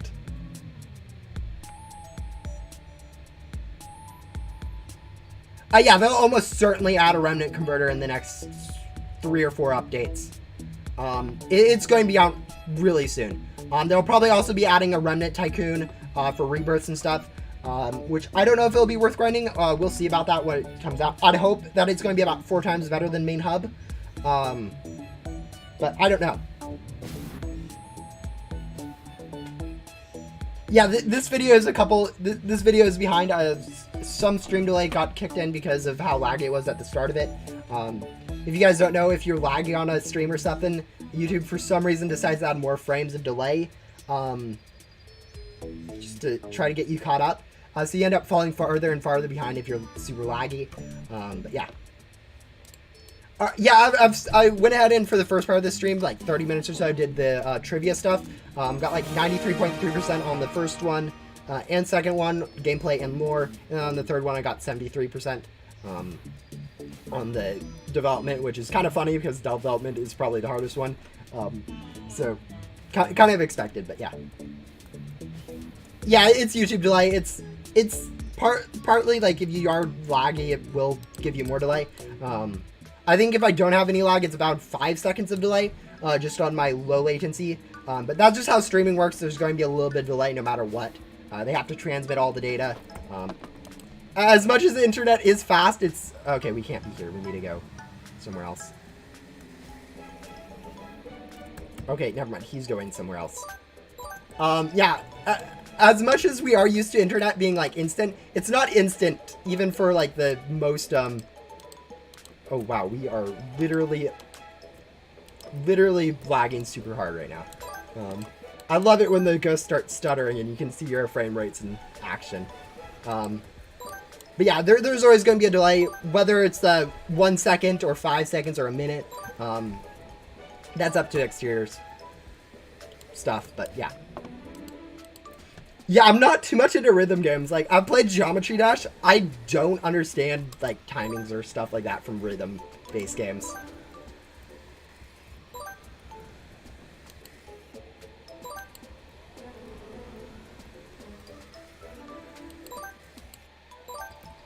No, I won't be playing random games on the stream. Maybe at some point I'll do kind of something where I do play random Roblox games, but really I'm not too much into playing random Roblox games. Like, I don't know. I've never been too much of a fan of a lot of random Roblox games. Like, roleplay and stuff is not my favorite. Other games could be somewhat fun, but like, I don't know. Nothing on Roblox is like really built for long-term dedicated players, really. They're more built for more casual play, or they aren't like really balanced or anything. Roblox is more of a game for people to play and have fun more than like the type of games I like to play, where it's more strategic, thinking about what you're doing and stuff like that. But yeah, all right. Doesn't look like anyone needs my help with that. It's ghost related.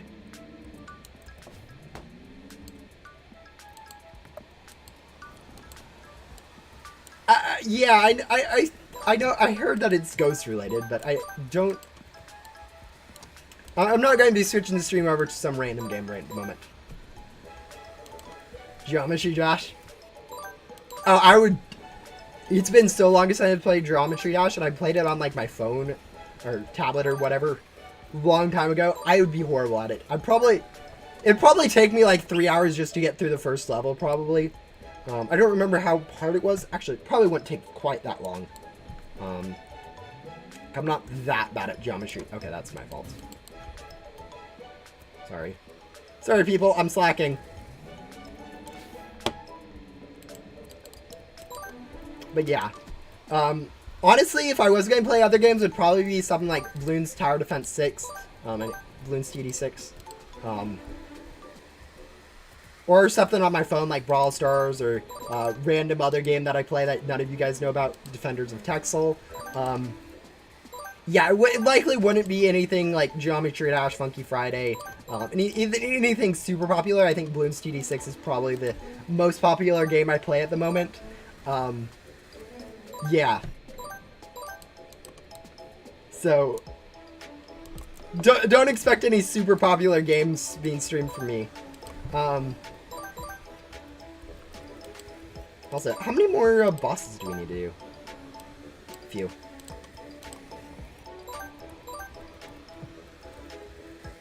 You should try to do the first 3 levels. I genuinely think you could do it just 2 streams.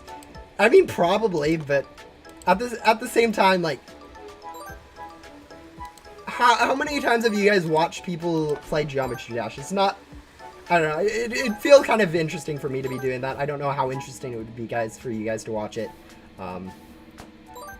Alright. People got those ghosts handled, I think. Yeah, I'm not leaking ghosts. You're leaking ghosts.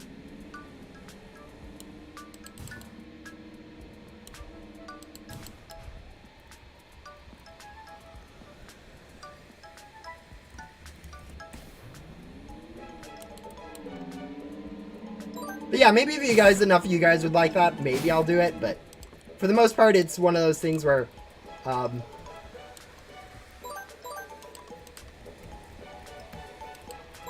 I'm kind of doing what I like to do at the moment, rather than random other games.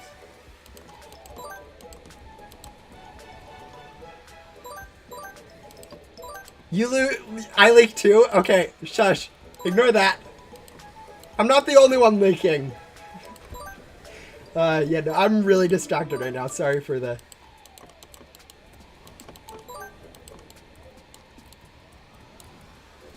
I think we should be fine time-wise. But yeah, sorry for leaking when I do. Alright. Look at that, I didn't leak any. Aren't you guys proud of me? This is... I am not doing great on invasions right now. I feel really bad about that now. Okay. Alright, there we go. Yeah, I should probably switch over to vacuum gun for like these big ones, because like vacuuming with glitchy loot gun is slow.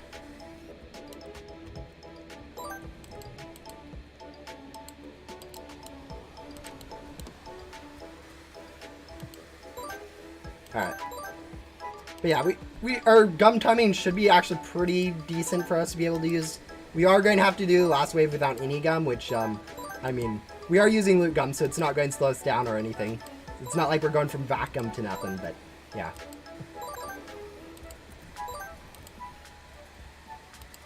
Also, how many of you guys have actually grinded for like any of the mythicals from this event? I feel like this is one of those events where like a lot less people grind for the mythicals. Like sometimes you see people with like one of every single mythical from it. Okay, guys, I'm sorry. I literally can't click on the ghost right now just because of the lags. Sorry about that.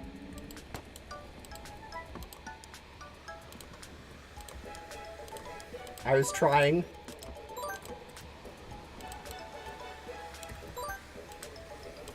But yeah, how many of you guys have actually grinded for one of the mythicals from this event, or at least are planning on it doing it? Because like unlike Easter, or unlike the Halloween or Christmas event, it's actually kind of difficult to do it. I got 1 250 and nothing else. That's actually pretty good.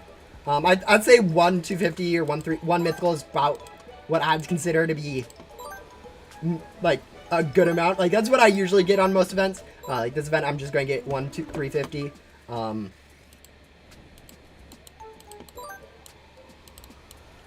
But yeah, I think 1 mythical is a pretty good level for most people. It's hard, but it's also not so hard that like you're spending all your free time playing Ghost Simulator to get a mythical. Unlike like the first Halloween event where you literally, if you didn't have like the event pass, you needed to be spending all of your free time to actually get one of those mythicals. I think I did the math and it was like a 40 hours of grinding you'd have to do to get one of the mythicals without any game pass at that time. And like there wasn't any like double boss drops or anything like that, which made it super easy. Almost forgot to use boss gun there. That would have been bad. But yeah.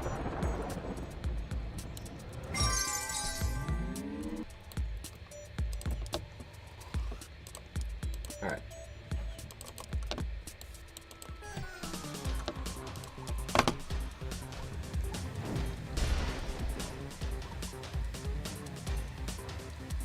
I have 5 of the alicorns and 2 of every other one. Okay, that's actually pretty insane. That's a lot of grinding to get that much stuff. Do you have like a lot of boss gum, or what's your strategy? Or are you just like really just grinding whenever you have free time?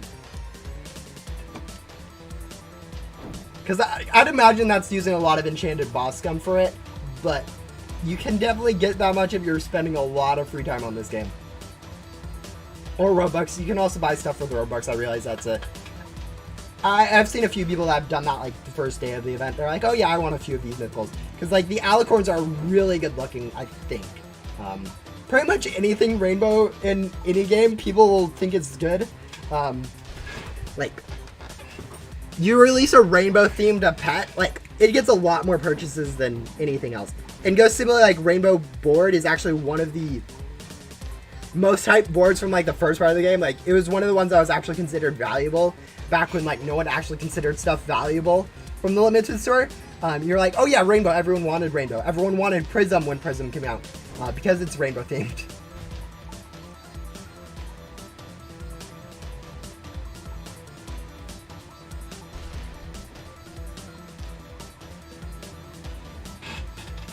I only use boss coming on large invasion. Yeah, that's my ideal strategy. That's what I'm pretty much been doing the entire event, is using Boscom on the large events. It's so worthwhile in my opinion to get that double already times. Like, it's so nice to be getting 8 times the base drops of the others of like small events just with it, or probably for you 10 times if you're using Enchanted Boss Gun.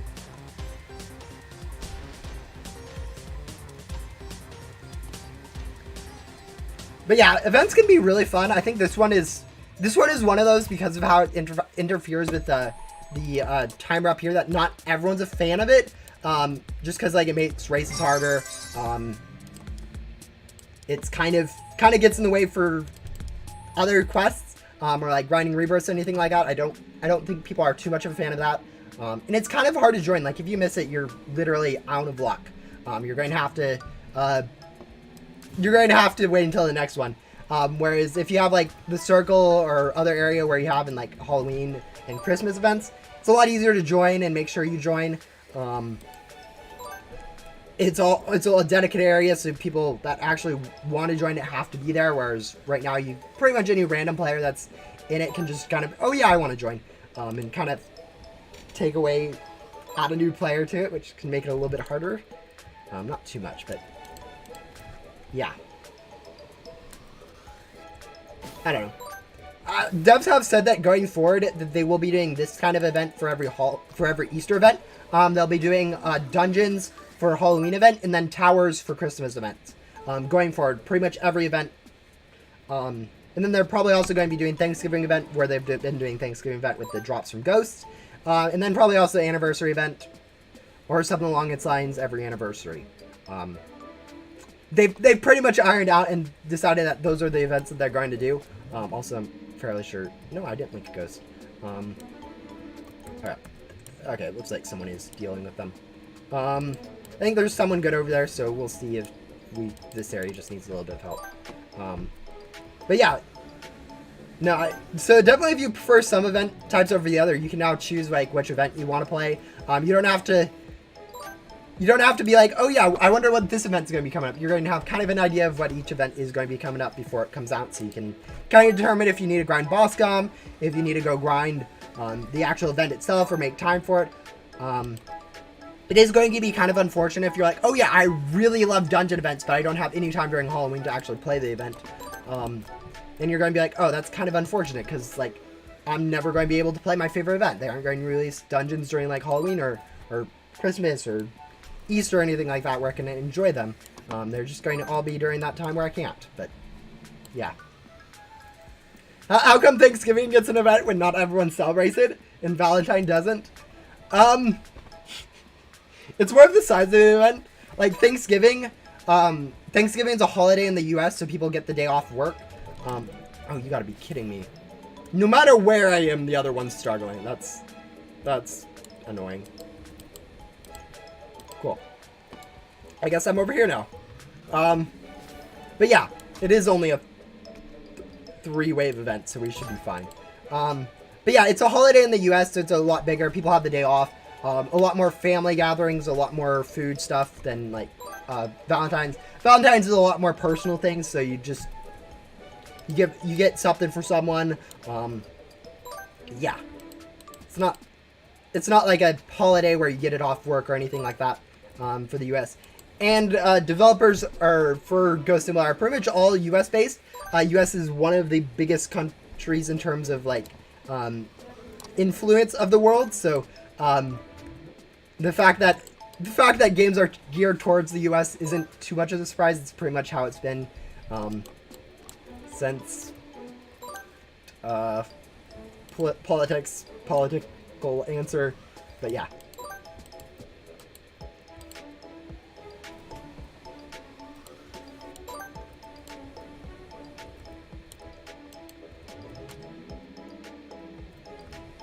Well, people get a day off in England. Yeah, as I said, it also has something to do with the US being a bit more influential than most other countries. So a lot more of it is geared towards the US. Alright, there's another event baked. I think I calculated I was going to have like 2 event bait at the end of it. This event, if I did like all the cycles fully. I think I've saved like 3 or 4 event bait now at this point, just because either other people have been using the event bait, or I haven't been using event bait, or I skipped like some cycle parts. So I think overall I'll probably have like 7 or 8 event bait left after the end of this event. But whatever the case, I'm going to need a pretty good refresher on my event bait.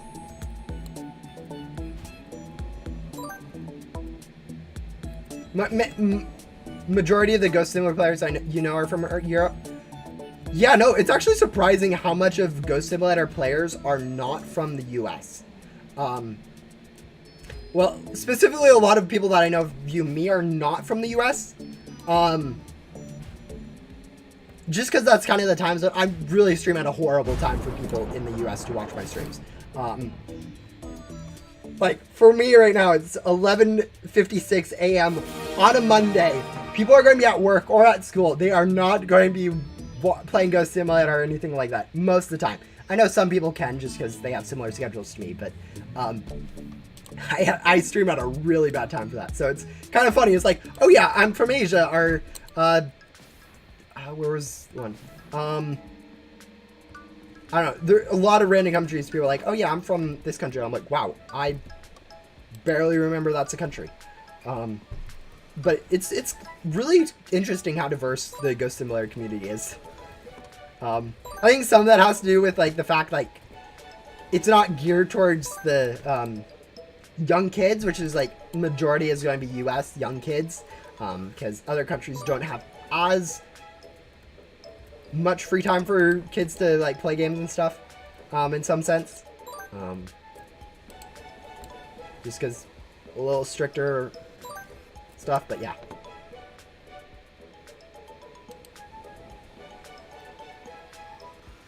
it's 8 p.m. for me. Lol. Oh yeah. Yeah, that's what I'm saying. Like right now it's noon for me. Pretty much entire US is going to be okay, it's a 3-person, so someone's actually here. That's good. No one's at the starting area, I see.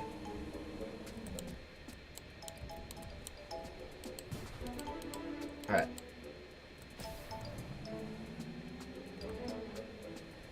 I'm kidding, I play so much. What do you mean? I think it... Okay. Alright, someone's there. Okay, so we need to be over here because it is a 3-player.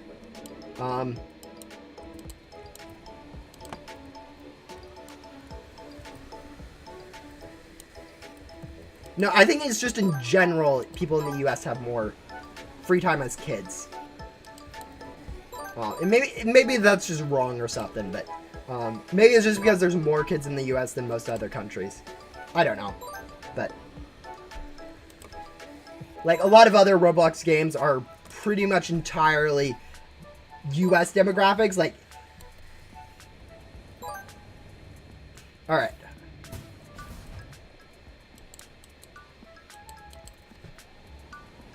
I don't know. It feels like Ghost Simulator is a lot more diverse than others games, but I really haven't played enough other games to really say that for sure. Alright, let's see. I need to go equip a different gum, because it's actually kind of funny how very similar my numbers are for like ghostly loot gum and glitchy loot gum, and then you compare some other types of gum like nitro gum, and you can just see how much more glitchy gum I've grinded than ghostly gum. Like similar amounts of loot gum, but then I have almost 5 times more ghostly or glitchy gum than I have ghostly gum on the other stuff. And I just use so much glitchy, or everyone uses so much glitchy loot gum, like every other type of gum, that you just end up with like so much extra of it.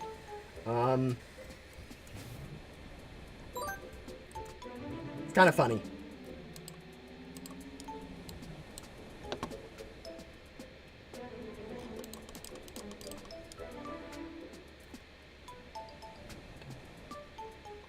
Alright, how close am I actually to getting this 350 mythical? 320, so this one... I'll get 18 by the... Okay, I probably leaked that ghost. No, I did not leak that ghost.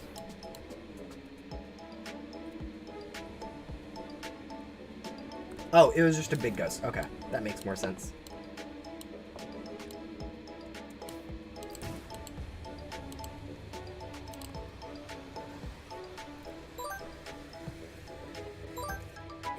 Are you telling me this person's actually been doing good on their portal? That's actually amazing. Or maybe the other person's just been keeping up slack and I've just been doing nothing.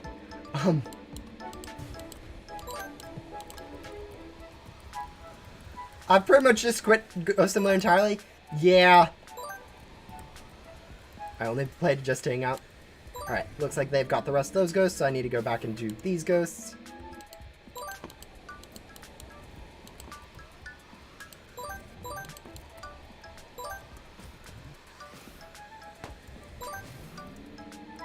Alright. And then let's grab... Alright, they got them.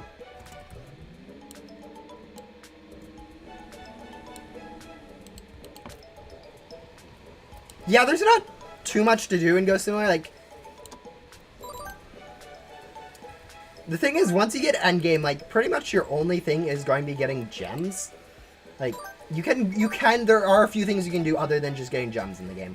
But, like, rebirths are only for getting gems. Grinding, like, bosses and stuff is mainly for gems. If you grind for leaderboard, I mean, you can grind for leaderboard. But, like, it's a long... It's not everyone's going to be grinding for leaderboard. Maybe daily leaderboard every once in a while, but like not everyone's gonna be grinding for like global leaderboard. So yeah. I'll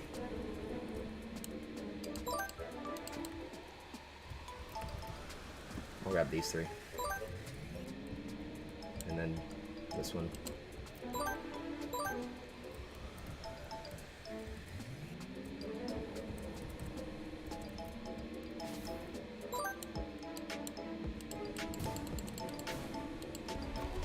There we go.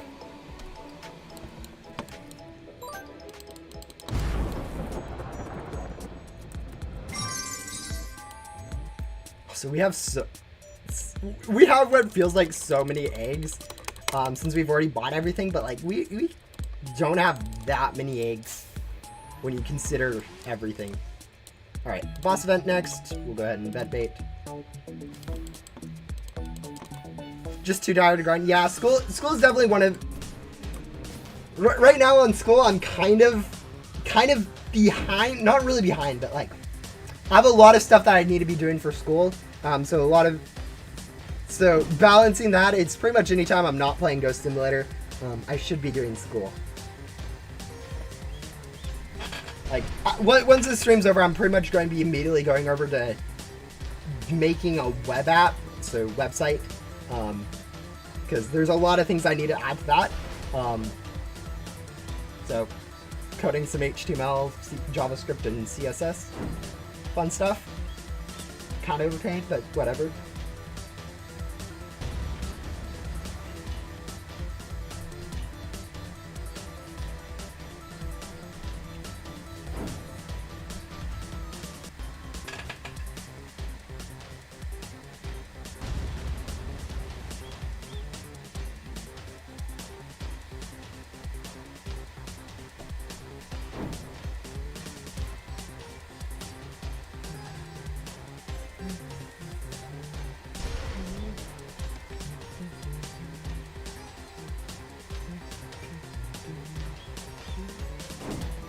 But yeah, I definitely agree that Ghost Simulator right now has felt kind of slow in some respects.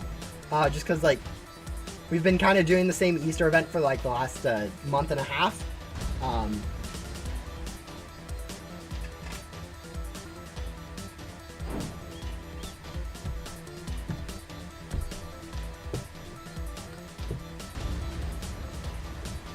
And, like, honestly, some of the updates we've gotten recently, race coins, have not been, like, the best to actually go play.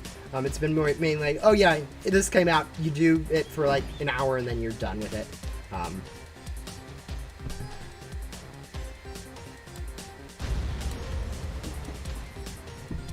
But anyways, we are now done with this.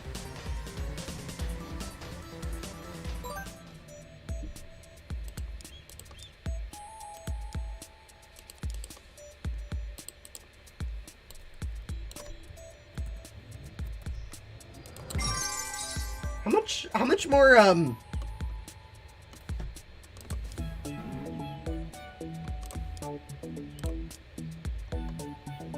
All right, we definitely need to join this. I was wanting to know how much more glitchy like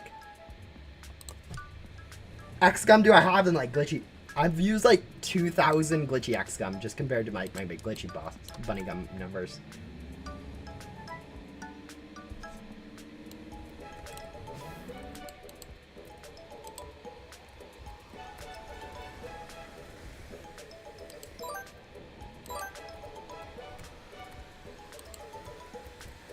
Top of pyramid.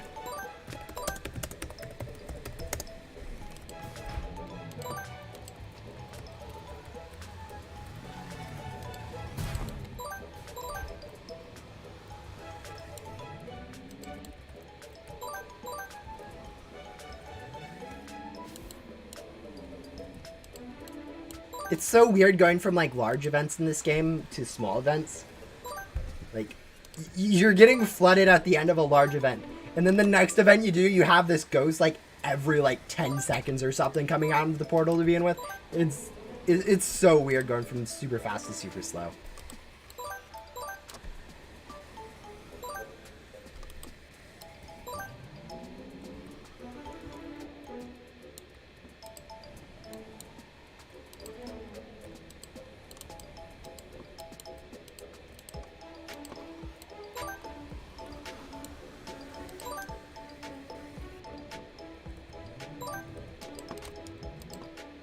I mean, I definitely have stuff that I can give away to people. Like a lot of random mythicals from like Dev Triss that are like pretty bad that I could give away if I needed to. But they aren't in the server right now, and I'm not going to be joining random servers to give away people stuff at the point. If they do end up joining me or something, I mean, yeah, if anyone in the server wants to go ahead and send me a trade to get like a Lore Master and a Color Blaster or something like that, feel free. Like, they aren't worth that much, so don't. I hope people like Orange and Mayfield aren't just going to send me a bunch of trade requests. Because, like, really, you don't need this stuff. And now I'm going to get trade requests from him, but actually he already has, like, both those two. But yeah, I definitely have some stuff I can give away. It's not, like, the greatest stuff. It's, as I said, it's pretty easy to get, pretty messed stats. At least when you compare it to some of the more overpowered stuff in the game. I mean, for new players, it's pretty overpowered, but for, like, people that have playing the game for, like, a few months or a year or something, it's not going to be great.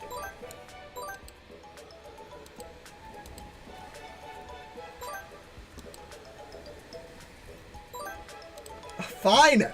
If you insist! if you can join me from my Roblox profile, and then I'll give you some stuff. Fine. I said you could, so I will. Cancelled. Nah. I loved how, like, the first page that was, like, literally you already had some of that stuff. But, yeah, my point there is, like, not everyone needs this stuff. So, the people who do need it, though, can definitely ask for it. I'm leaking ghosts, sorry. Just kidding. I know. That I was kidding too. Okay, I'd probably also leak ghost again. Yeah, no, come back here. I don't want to be yelled at again. There we go. Not my ghost this time. I got all mine. Wait, where is this one? Oh wait, I guess it was a large one. No, it was wave 5. It was a large one. Alright.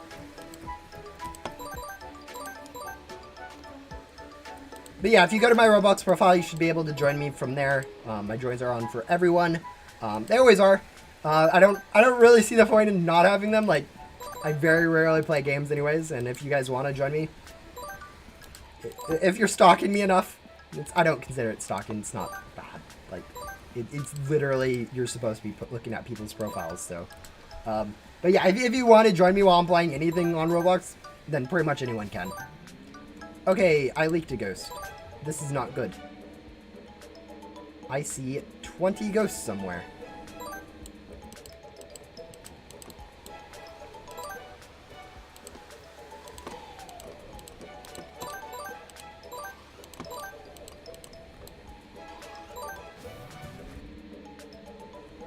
I'm surprised we didn't lose a tombstone. Oh, someone asked for pets. Okay, fine. Are my trades on? I guess they have to be.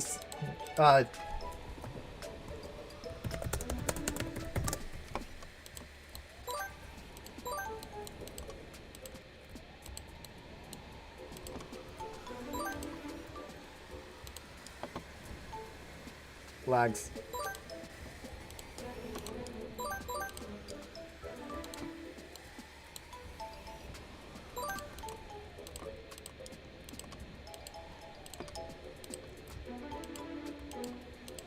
There we go.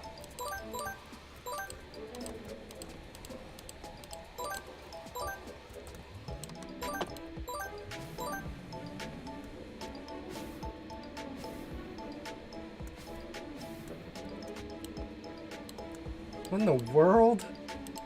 Is this like 2 players and like, okay. It is a 3-player now. And I guess the other person just doesn't have like lagging or something or... Alright, there we go. Alright, I'm thinking, do I have time to switch over to using a glitchy vacuum? Okay, we'll see.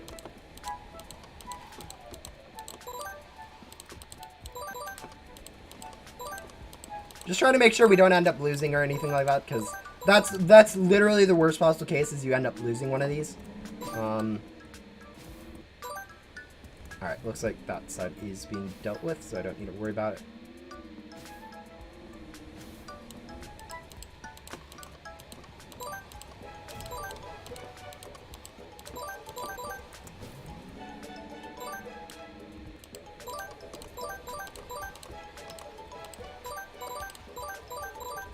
There we go. Looks like someone else wants some stuff. Boop. No, don't, no.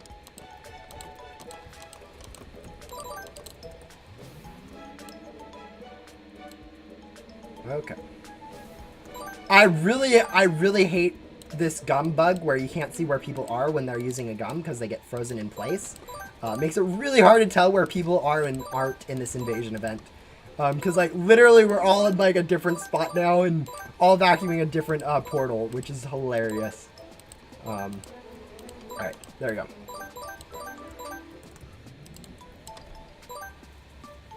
Yeah, we should have enough time to use a gum, I think.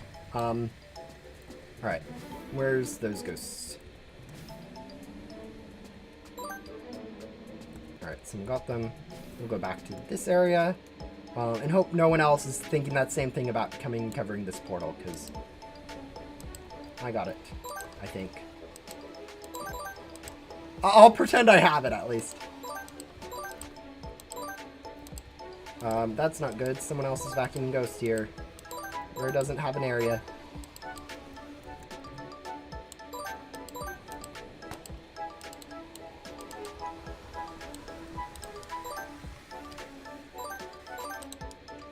Use.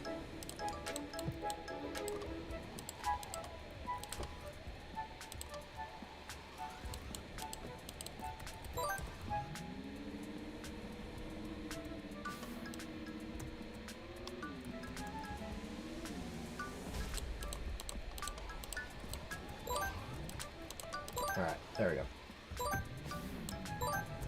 I wonder if the overcharge actually leaves one of these at 1 health. I actually haven't tested that. Because I'm fairly sure overcharge does like an amount of its health. Like if you have 1 vacuum rate, it'll do like 100 times that or something. I don't know the exact numbers. But like it isn't an instant kill, I don't think, down to like 1 health. As much as it does that when like you do overkill it, I don't think it does that if you don't do that. Only us 2 were vacuuming that invasion? No, there was another person. I think they just weren't like being consistent. So they were either at somewhere else or something, but whatever the case was, it did get done. Yeah, they probably also, I mean, new players aren't going to be as great with events as other players, but yeah.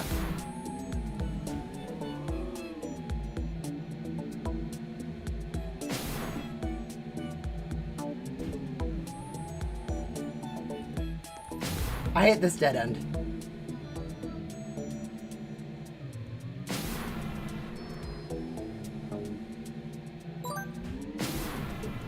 And then this one is just, this is like the worst possible path for it, where it literally just keeps running you into a dead end after dead end.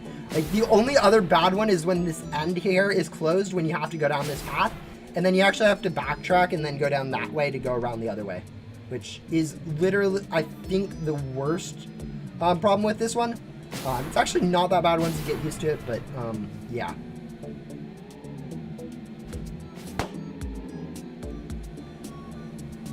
Yeah, it doesn't really matter which place we get, as long as we're top 3, which I think there's only 3 people in this race. We should be able to get ourselves a loot bag. Probably. Maybe. Alright, we do get a loot bag, but there was more than 3 people. I don't know where the other person... You can get lost in those races too easily, I think. It's really hard to sometimes navigate.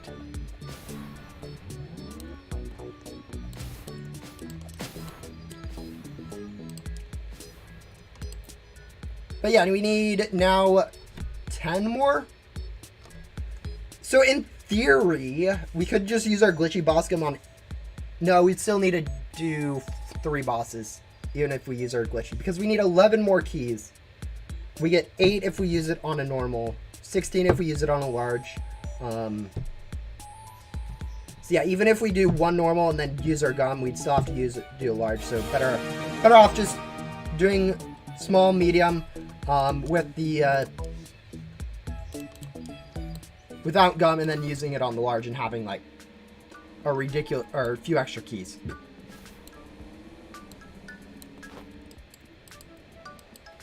Yeah, it's actually pretty normal.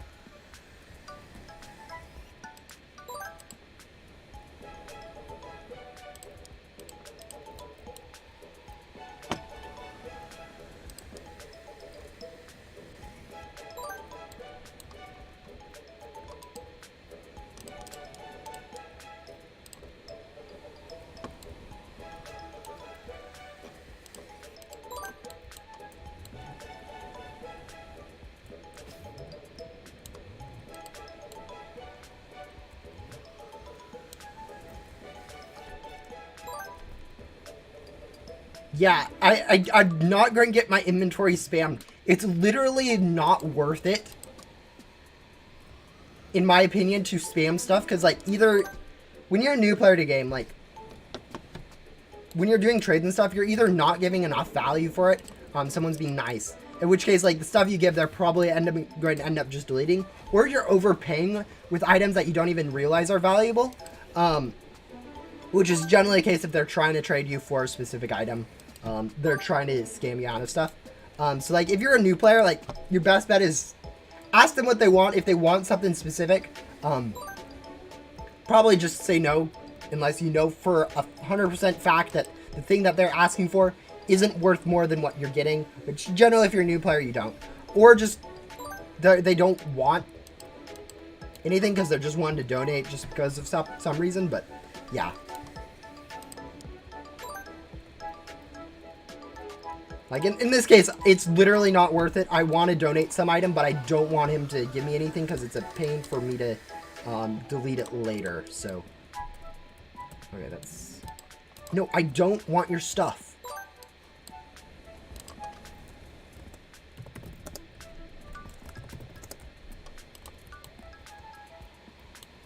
Free. Thank you. How hard is it? Because, like, it is actually a pain for people to delete stuff later on. Much rather let you guys figure out your inventory problems than give you a good item and then have to deal with the inventory problems myself. But, yeah. Also, has this wall always been here? Am I just now realizing there's an invisible wall here? Actually, is there an invisible wall on this other side? No, okay.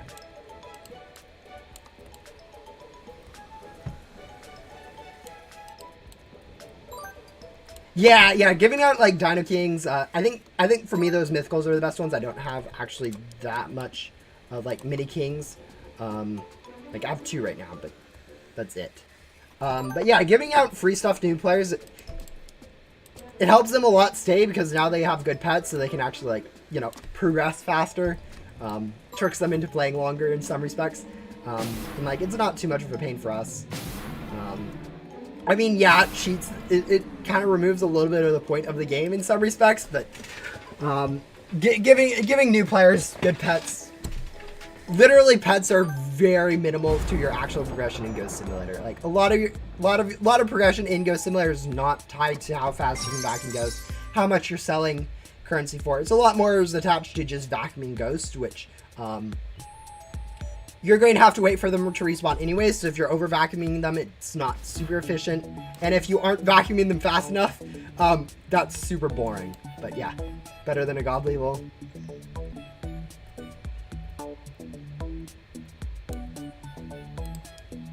No, I think there's valid reasons not to give away stuff. Like, it is your stuff, so you can do whatever you want with it. So, someone that doesn't give away stuff, it isn't like they're rude. They're literally just, it's their stuff.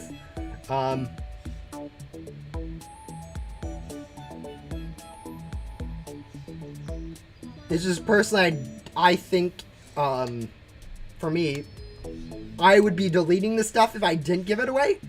So giving away helps other people. It makes less waste overall. I mean, you know, people can actually use it. That's good. Makes the game too easy. I think everyone has different views about how the start of games should be, and I don't know which ones are valid or not. So yeah, that is your opinion that it would make the game too easy. My opinion is the game's already hard enough as it is, so making it a little bit easier on some respects for them isn't going to be that big of a deal. Like, you know, I don't know, imagine if you get a really good pet. Are you more likely to play a game if you have good stuff, or less likely? Like, it doesn't even really matter in most cases, I'd say. Like, endgame people are just as...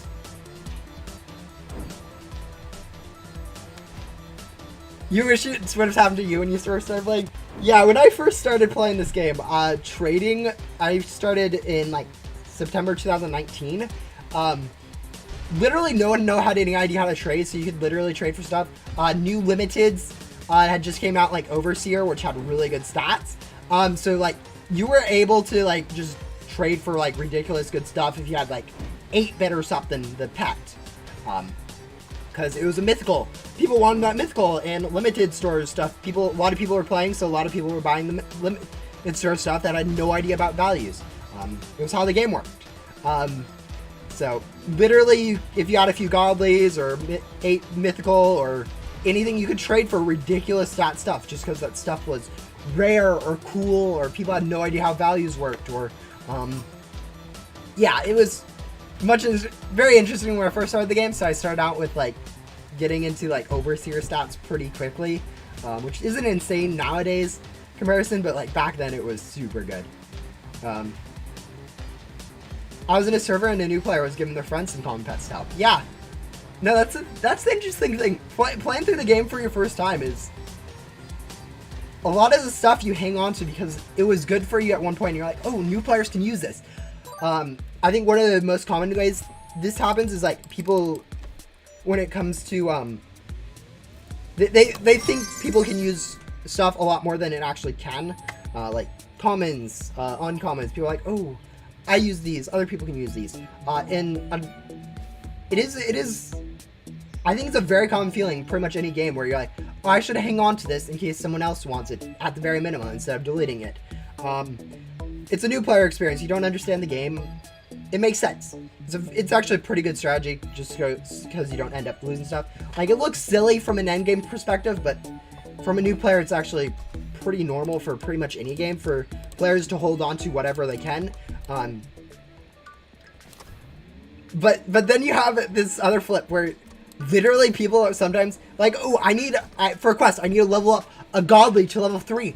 Anyone have a godly at level 2 that I can just borrow to level up to level 3 for you to really quickly do this quest? People don't care about like godly levels in endgame or really mid game or anything like that. So as much as a new player, they think that this is something that they can do. It isn't something that's actually done in the game. Like, having a pet for it, like, the best thing that you can do is just get your own common to the level 10 or something for a lot of those quests. Like, I'm pretty sure all of you guys have that same mentality, and you've seen that same mentality from new players on a lot of those things. Okay, there's literally someone not in an area, so yeah, I need to move over here, I think. Not here. Whoa. Here? Okay. Yes. Guess I'm here now. But yeah, I remember a lot of these new player thoughts that you haven't. You think silly or looking back, but it's a very common new player thought to in pretty much any game where like, oh yeah, I need this thing for a specific quest. I can just borrow. I can trade for pets. Maybe someone has one of those that they're willing to give. It may take me a little bit of time, but it'll be faster than like just leveling it up from scratch or something. Someone else gets some free levels. It's a good idea, but yeah, I think a lot of games have that same idea where like every single new player thinks they're having this smart thought by doing something a little bit more intelligently. What's it in Ghost Simulator? There's another new player thing that you do a lot that you think is super efficient but really doesn't matter too much. What was it? Let me think. Does it have to do with events? Help. Oh, wait, where? I thought it saw something. I don't know where I saw it. But yeah.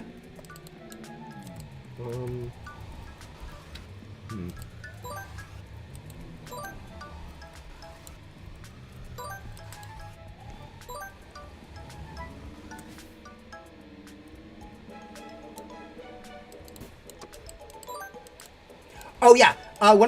That's the thing.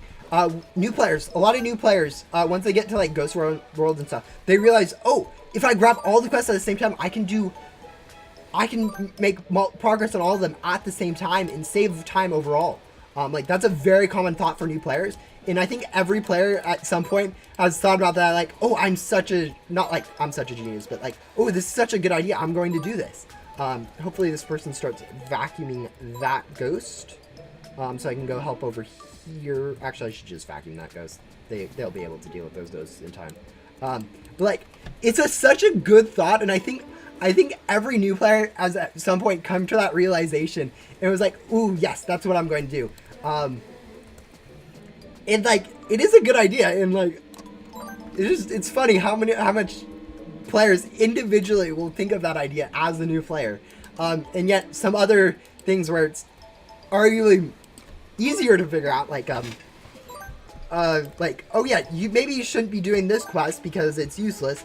It's harder to figure out because it's a lot higher tier, and it kind of goes to show that like new players can figure out some stuff if they're like set up in a way, even if it's like a hard to understand concept of like multi-tasking quests or something like that. New players can figure it out, whereas sometimes is like quest line, if they give like just a little color coordination to like quests, like the rings of a quest, if a rings of a quest is like yellow, it's a normal quest. If it's like blue, maybe you shouldn't be doing it for infinite quests. If it's like orange, it's like a other quest where like maybe you don't need to do it because it's lore.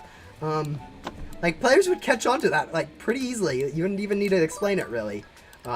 They'd be like, oh, why is this quest different? Oh, it's longer, it's annoying, it's hard to do. It's something that people can actually catch on to. But like, yeah, new players in the game are a lot smarter than people give them credit for. And I think even like new players don't realize how smart they are sometimes. There are some things that new players figure out that like it's amazing how consistent they are at figuring it out. Orange ring, for like the for an NPC, like the ring size in front of them where you have to stand in to talk to them. Like normally it's yellow, the infinite quests are blue. But like if there's a new one for like lore quests or side quests or stuff like that where players aren't supposed to do them versus like progression quests, I think it'd be a little bit clearer to players to be like, oh yeah, I need to be doing this quest, or I don't need to do this quest because it's a lore quest or a sideline quest, or I'll be wasting time doing this quest. Just one of those ideas. I think it's a little less important now that like Yu is out of main hub, or out of the forest. She's still in main hub, but like, yeah. Just something to differentiate those. But yeah, would be kind of cool.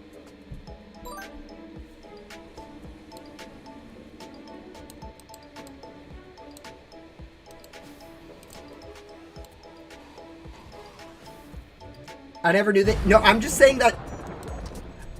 I'm not saying they have them. I'm just saying it's something cool that you could add to help players differentiate. And I think players would actually catch on to it without like having to explain. Oh yeah, blue quests are lore quests. You don't want to do or blue quests are infinite quests. You don't want to be ever doing these because they're useless. Green quests are lore quests. These are side quests you don't need to worry about doing. Yellow quests are progression quests. These are ones that you should mainly focus on, and if you can do them, do them. Sort of something like that. It's not in the game currently, but I think it's something that players could actually catch on to. Let's use event bait.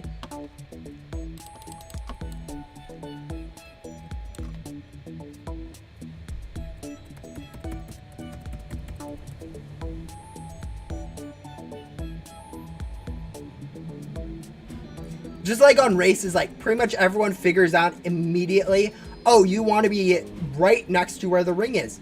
You want to go straight between all where the rings are locations. So if you can make a straight line to it, it's better than making this random curved line.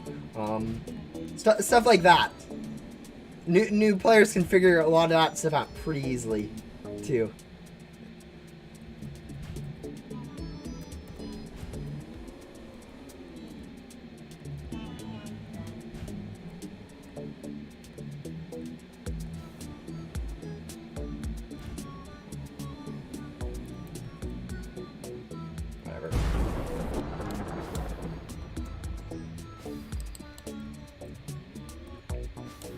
Alright, last invasion event, last large invasion event, our last glitchy boss gun, and should put us up to the amount of keys. Actually, we'll be 9 keys over?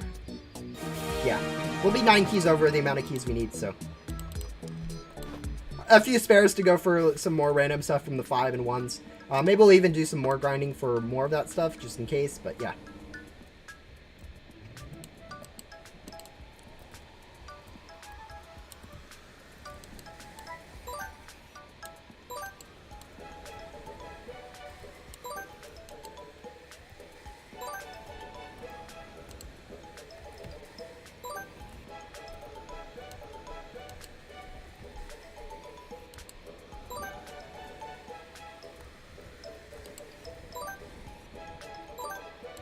Yeah, I have no idea why the webcam didn't work today.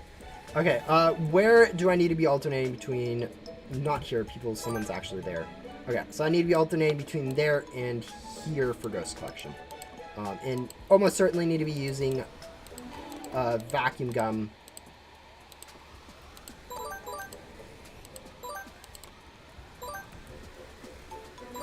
%, 23%. Yikes.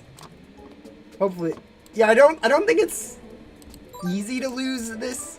Like, it's definitely possible to lose, but I think you're going to actually run out of time before you actually lose all your, eggs. Unless you, like, literally just aren't vacuuming.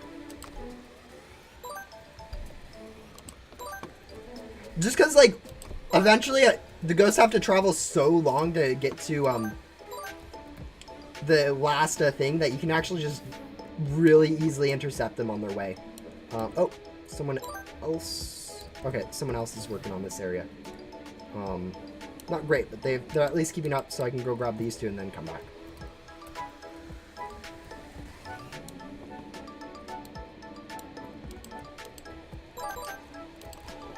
Alright. There we go. I think from now on we should be using X-Gun.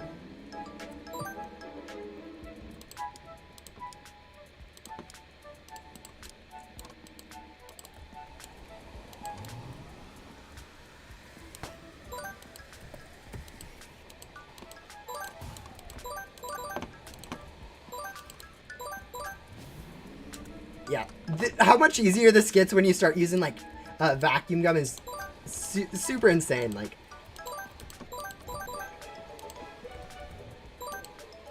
Vacuum gum is super nice on events. Like, going from, like, the slow vacuum to fast is really good.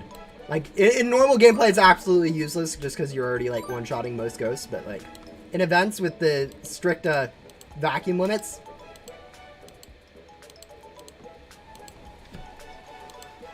it's a really nice feature. Okay, now where's that large ghost?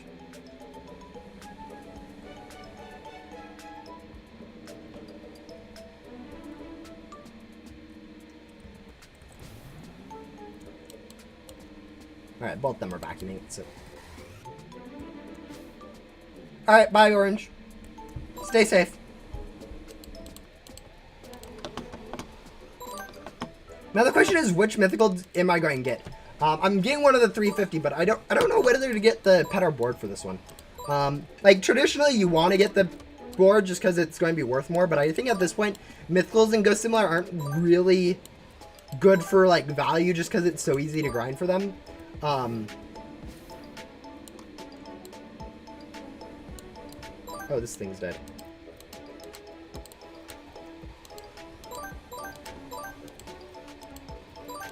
So I may end up going for the pet just because. Actually, do we have enough time for this?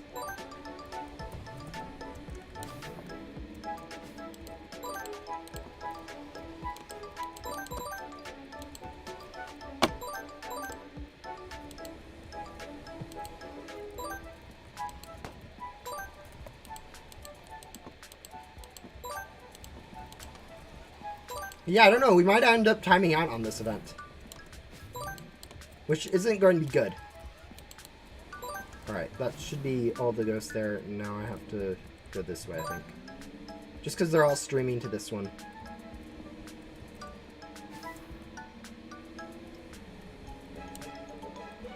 Alright, let's pick up all of these. Whoa.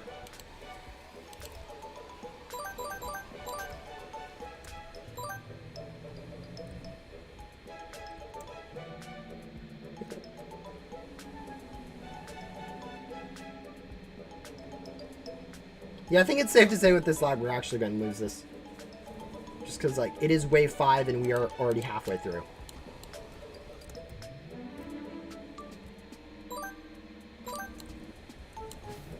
Unless, like, we can somehow just do miracles on this last few.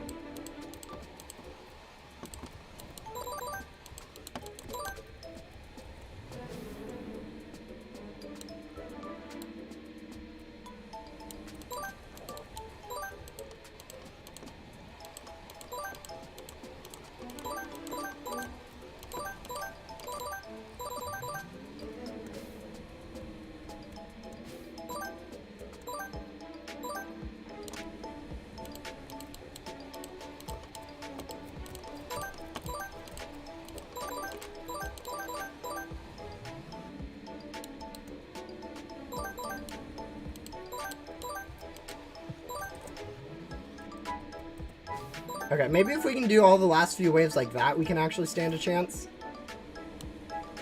But yeah, we need to be doing them in less than a minute each. And they're only getting longer. Stop. I don't think there's any room for mistakes at this point.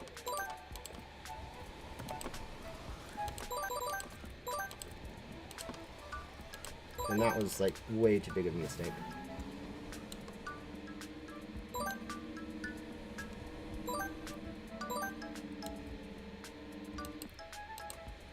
Yep, no, that lag spike is too great.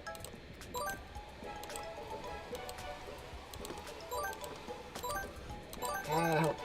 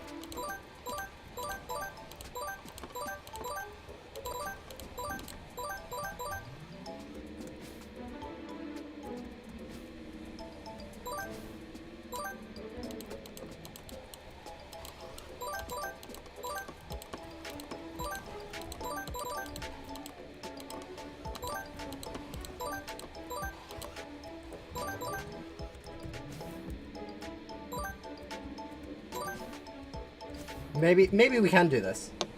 So, sorry for not talking. I'm kind of focusing. Alright.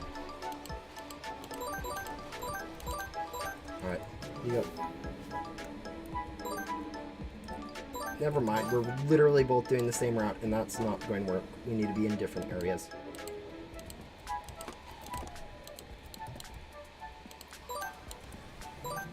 Oh.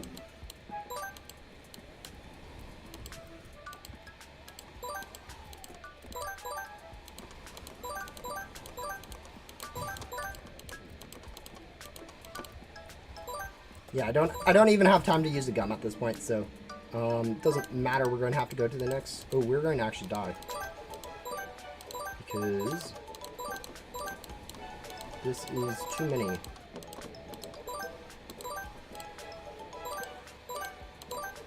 think somehow we aren't dead.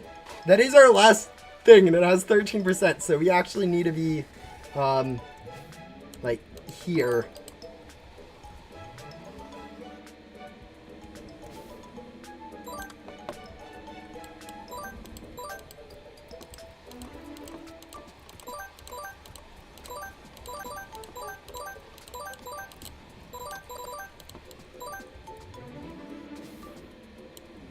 Then we'll go over here, hopefully.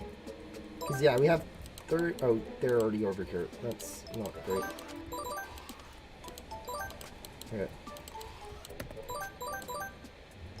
I thought they'd deal with the ward stone. I guess not.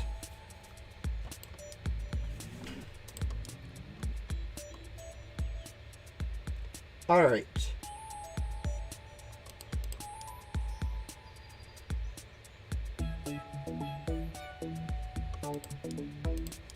Yeah, I'll just use a glitchy boss gum on the next small one.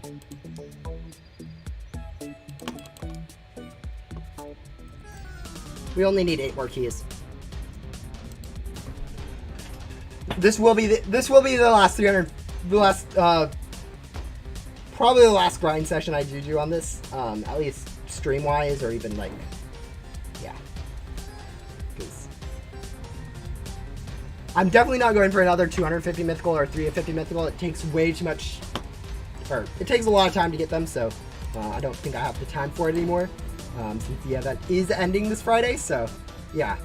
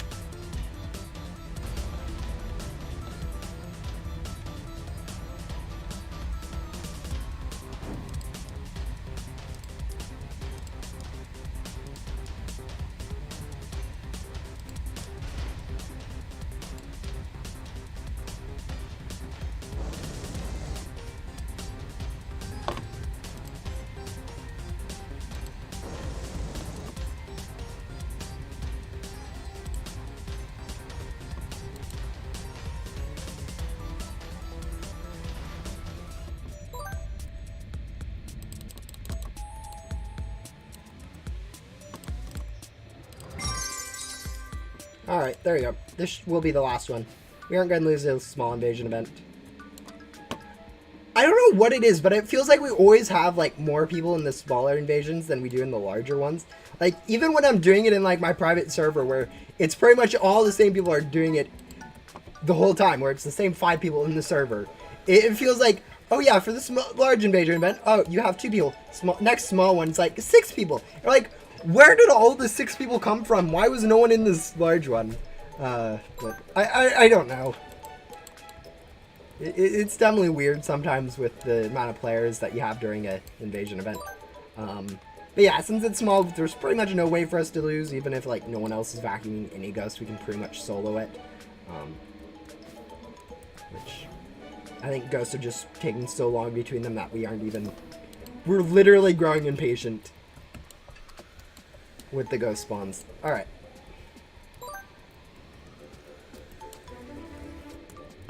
Yeah, looks like everyone else is vacuuming their ghosts. The interesting thing about like the small invasion event is you're actually required to get down to the like 1 minute per wave at the absolute minimum. So even if you vacuum the last ghost like at 5:05 time remaining, you actually have to wait until 5 minutes mark to actually have it spawn again. Or spawn the next wave in.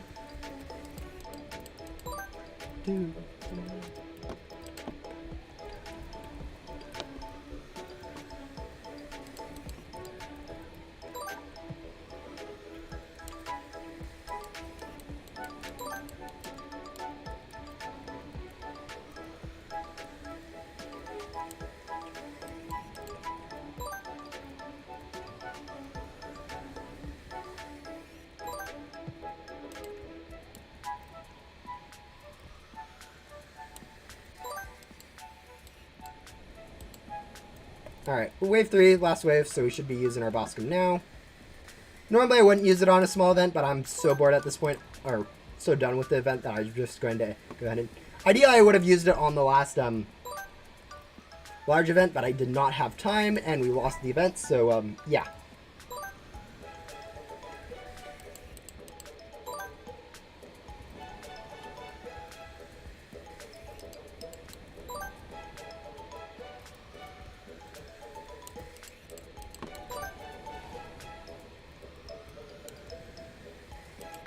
Probably should have waited until we had the last ghost out before using it.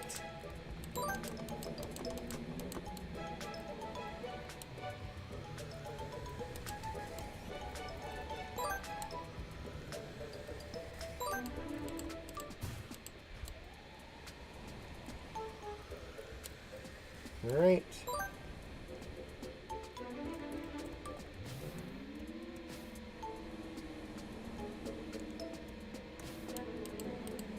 Yeah, but there we go. 50 seconds left on the gum, 20 health left on the ghost. It's gone. Ghost vacuumed, invasion defeated, 8 keys added to our inventory, 350 keys, and now we can determine whether or not we want to go for a mythical or a mythical pet or board. I think in this case, I'm actually going to go for this mythical pet. Just because I don't really like the island look of a board. Like, I don't know. I feel like at this point I have way too many boards that look like islands. You have North Pole Island. That might be the only one that I have at the moment. But like, I've kind of gone bored of that look of it, whereas like the pet is actually a decent one. I have Hunter's Island. I have, I don't know. I don't like that look. So I think we're going to go ahead and go for the pet. I think this one's Larvena, but it's actually a decent looking pet at least. Very kind of similar to Mini Fluffs, but yeah. It is a mythical, not going to have the greatest stats, but it is going to be kind of rare and kind of nice to flex. So there we go. 350 mythical. We have 1 spare key left, which I mean, might as well go do this. We might do a little bit more grinding just in case I need to get like the uncommon from here, since I am technically missing that from my journal, which I did not realize about until recently. But you know, I'll probably do that off stream.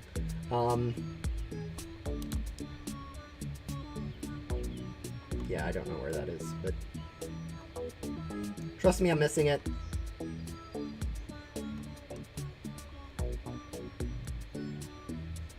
Yeah, there you go. You guys can see I'm missing it. But yeah. that's it for this event. I don't know, an anniversary event was cool, but yeah. Thank you guys for watching. I will see you guys, who knows when. I don't even know when I'm going to stream next. Or what I'm going to stream next. Probably going to be something update-wise.